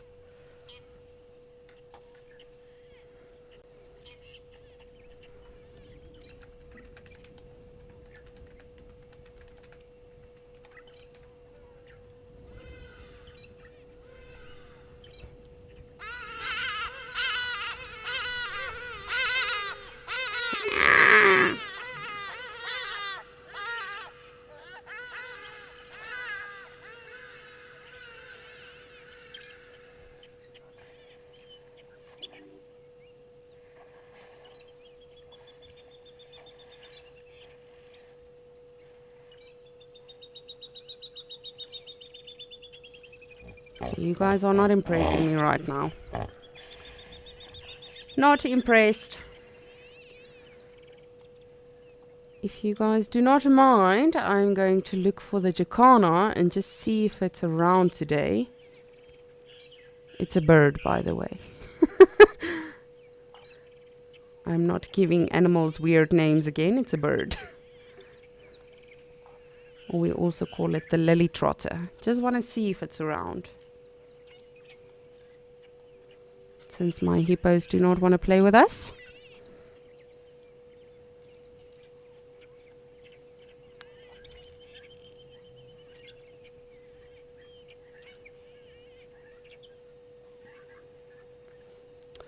Morgan is speculating that there might even be 3 hippos. Morgan, I cannot look because they never all want to come up for us. So in the meantime, I'm going to look for our birdie. And then hopefully by then they've realized, okay, well, you know, this human is now also playing hard to get. So let's show ourselves.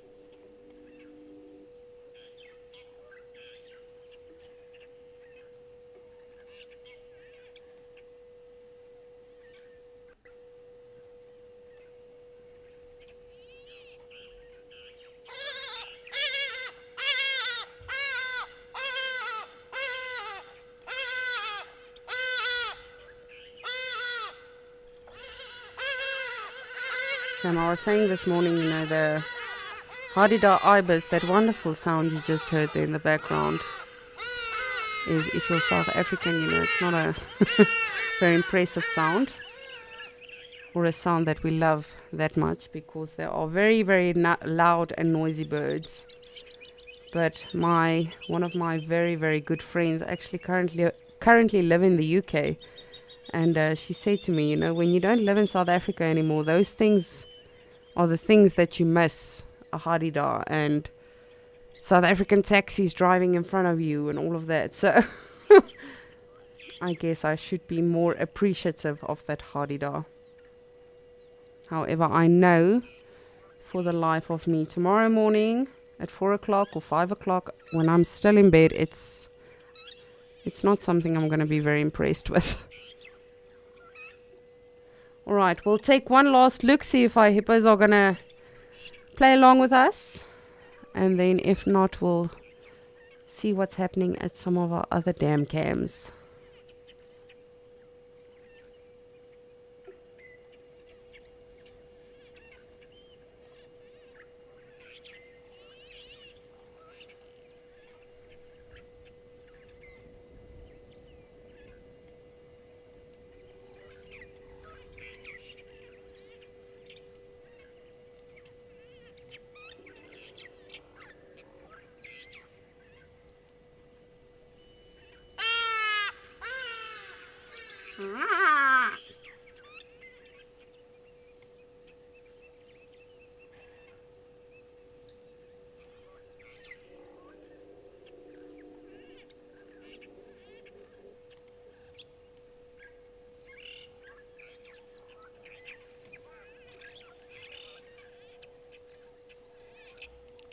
These are truly very, very fascinating animals.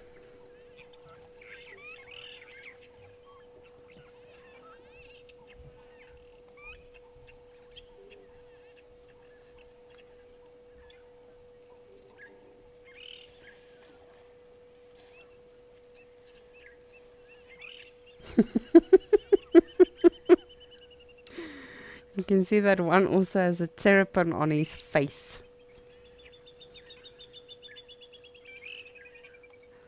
Myself and Morgan are just trying to establish, is it just 2 or is it 3?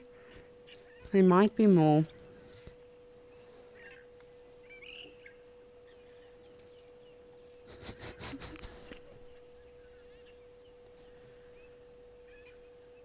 And that's the thing with hippos, you know, of course, if all of them are not up at once, you can't really for sure say, oh, there's 4 or 5 or 6. You can see that fork-tailed drongo just picking up on some insects as well there in the water.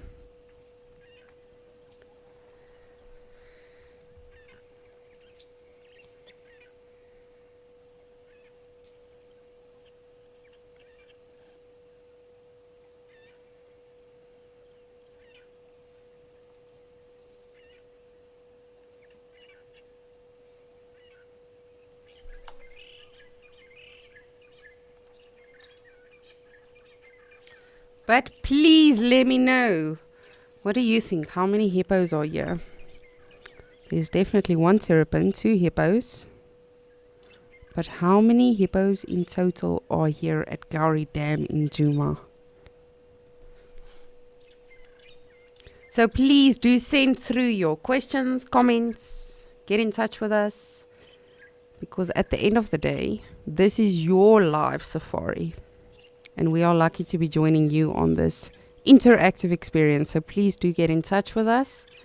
Even if it's not for Escape to Nature, you know, stay tuned for Penguin Beach and later Sunset Safari, all of that. Just chat to us, man. We love to chat to you.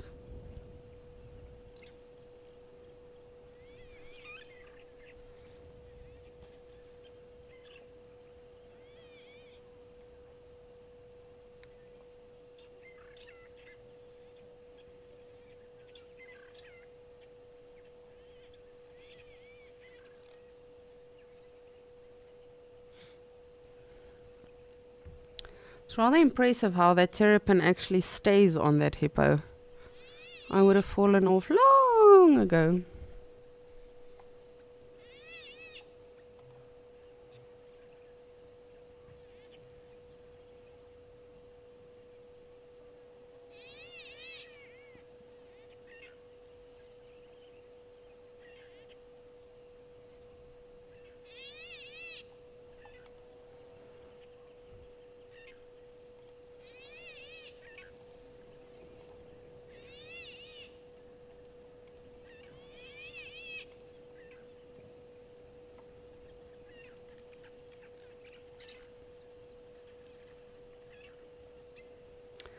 So adorable. So as I mentioned, these massive animals, you know, they gestate for 8 months.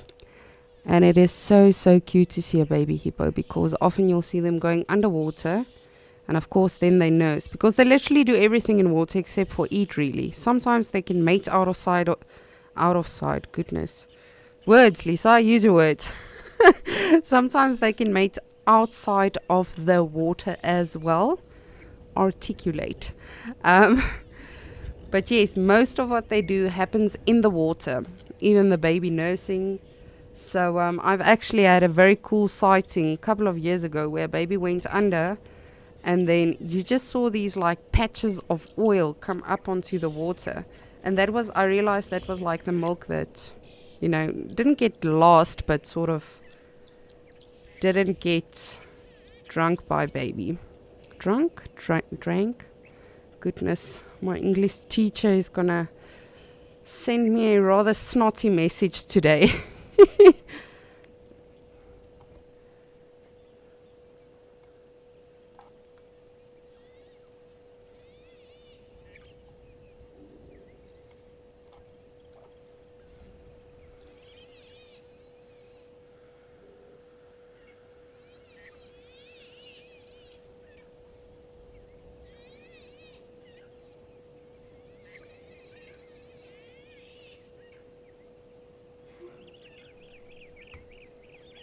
Oh, these hippos are really not playing with us today.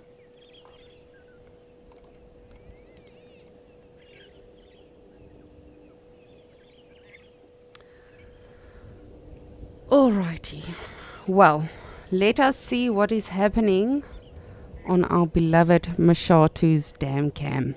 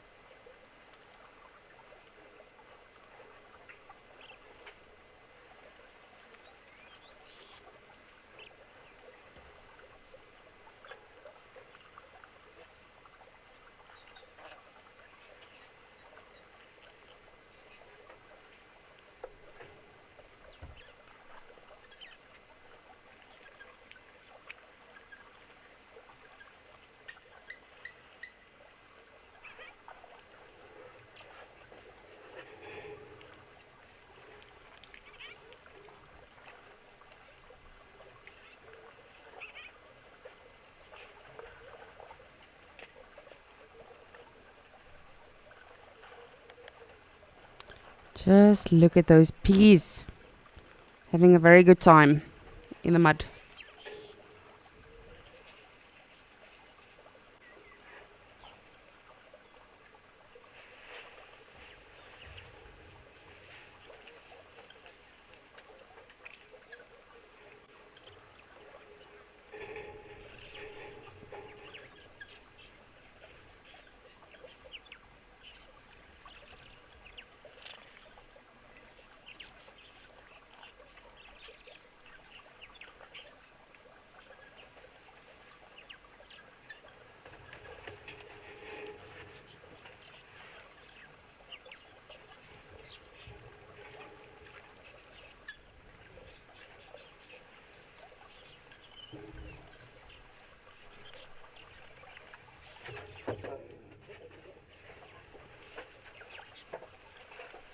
What a beautiful day it has been.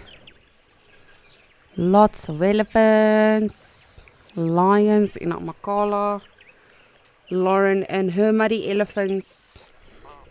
And then of course everything we have seen has just been absolutely beautiful. Let me know what has been your favorite thing to see today. Whether it's a specific animal, a specific sound or noise you heard, whether it was an animal sound, noise, or one from us as naturalists. Whether it was maybe a specific interaction from the animals, let me know. I would love to hear what you think.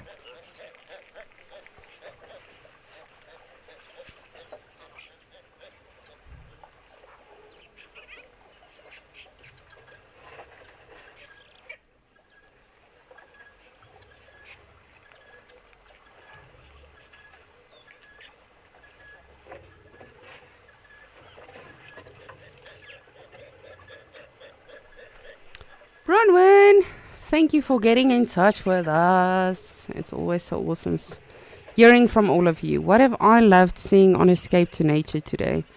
I'm literally probably the easiest person to please on a safari, whether it's Penguin Beach, Escape to Nature, Sunset Safari, Sunrise Safari. I'm literally happy with anything. And yes, that is something I have had to learn over the years, you know. Of course, it's always amazing to see a leopard in a tree with a kill, or to see lions mating, or to see an elephant birth, or something. I haven't seen that yet, but live, I mean, for myself. But yes, anything is really, really awesome for me to see. But if I had to choose, I mean, out of everything we've seen, of course, we've seen elephants swimming and mud bathing, and the Kori bustard. I always love seeing the Kori bustard. Many of you know that by now. I'm very intrigued by them.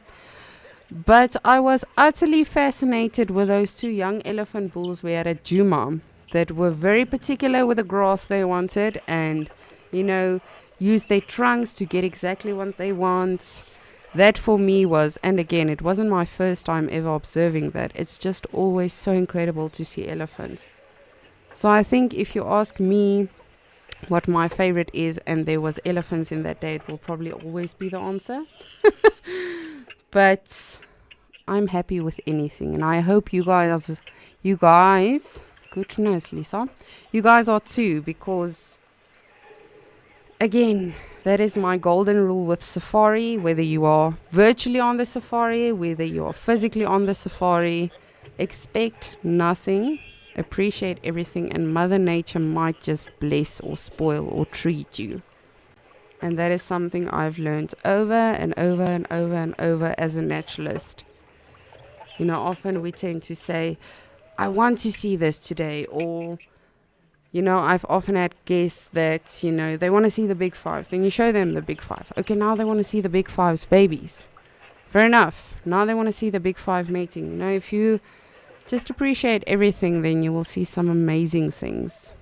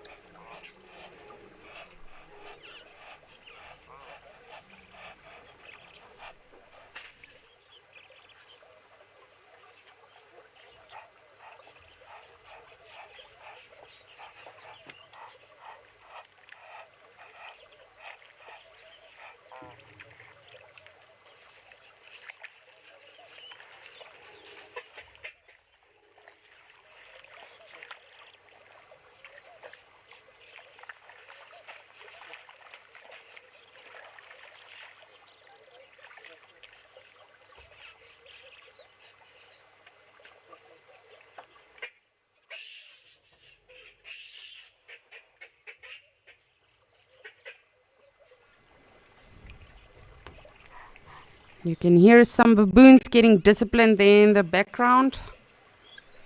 Kry vet bakslaw, which is Afrikaans for getting a proper hiding or scolding.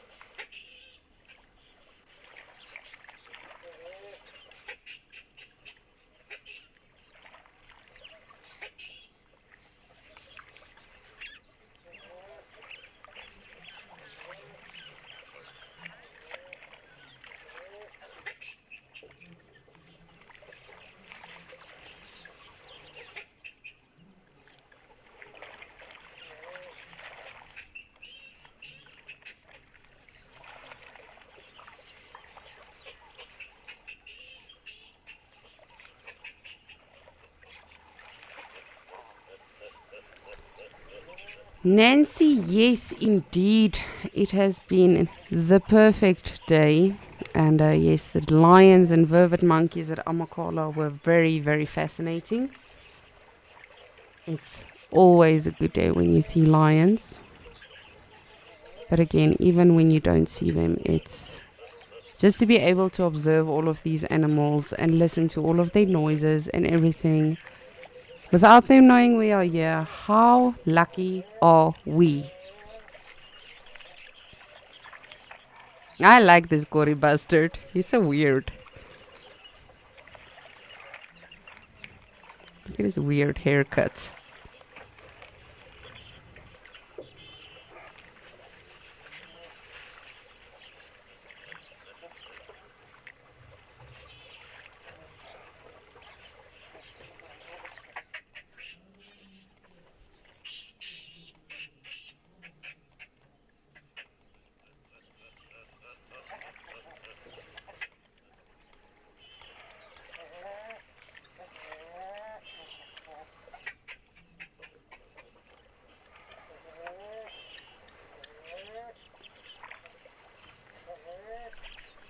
Phew, look at all of that dust.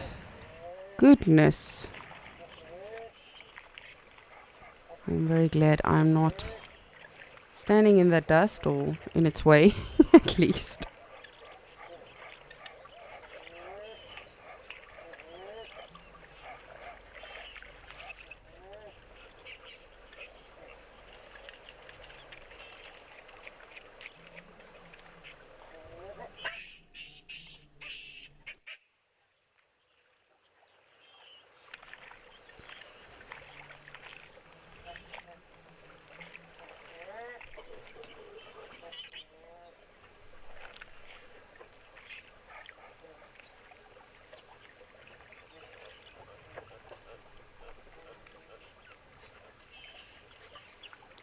There's a baboon running. That is all the commotion you can hear there in the background as well. No, that was not accurate at all. But the screaming you hear in the background, those are baboons.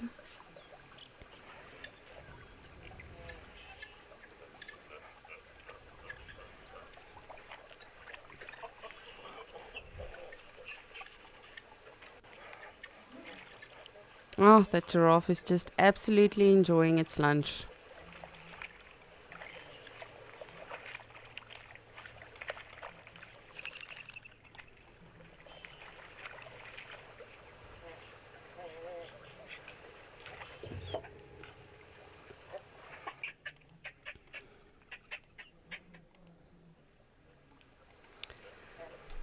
But I do want to sincerely thank each and every one of you joining us today on Escape to Nature. It really has been an incredible day, filled with lions, elephants, giraffes, zebras, oryx, wildebeest, gory bastard, guinea fowl, black-shouldered kites, zebras. Did I say zebras?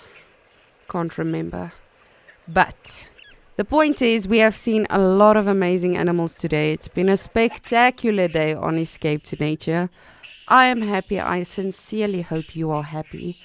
And yes, we really love having all of you. Please join us again tomorrow for Escape to Nature, where we take you on a live, interactive African safari where we get to just immerse ourselves in nature, as we have been doing today. Thank you for enduring my craziness today. I know it's not always easy, but I really appreciate all of you so much. And thank you for all of your questions, all of your comments, just for joining us, because after all, this has been your safari.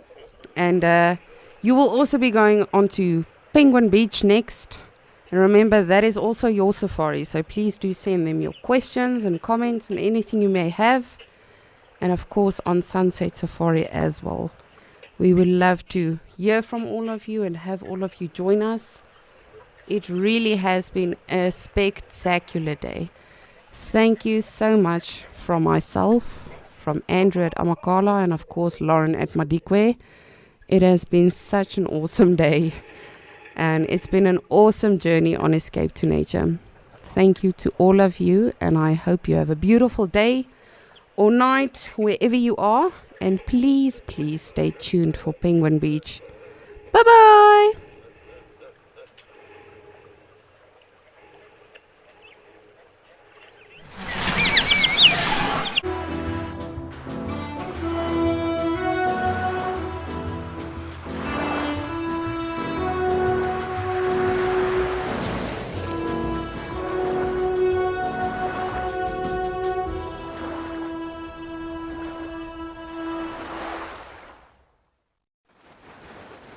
A very good afternoon to all the Penguin Beach goers.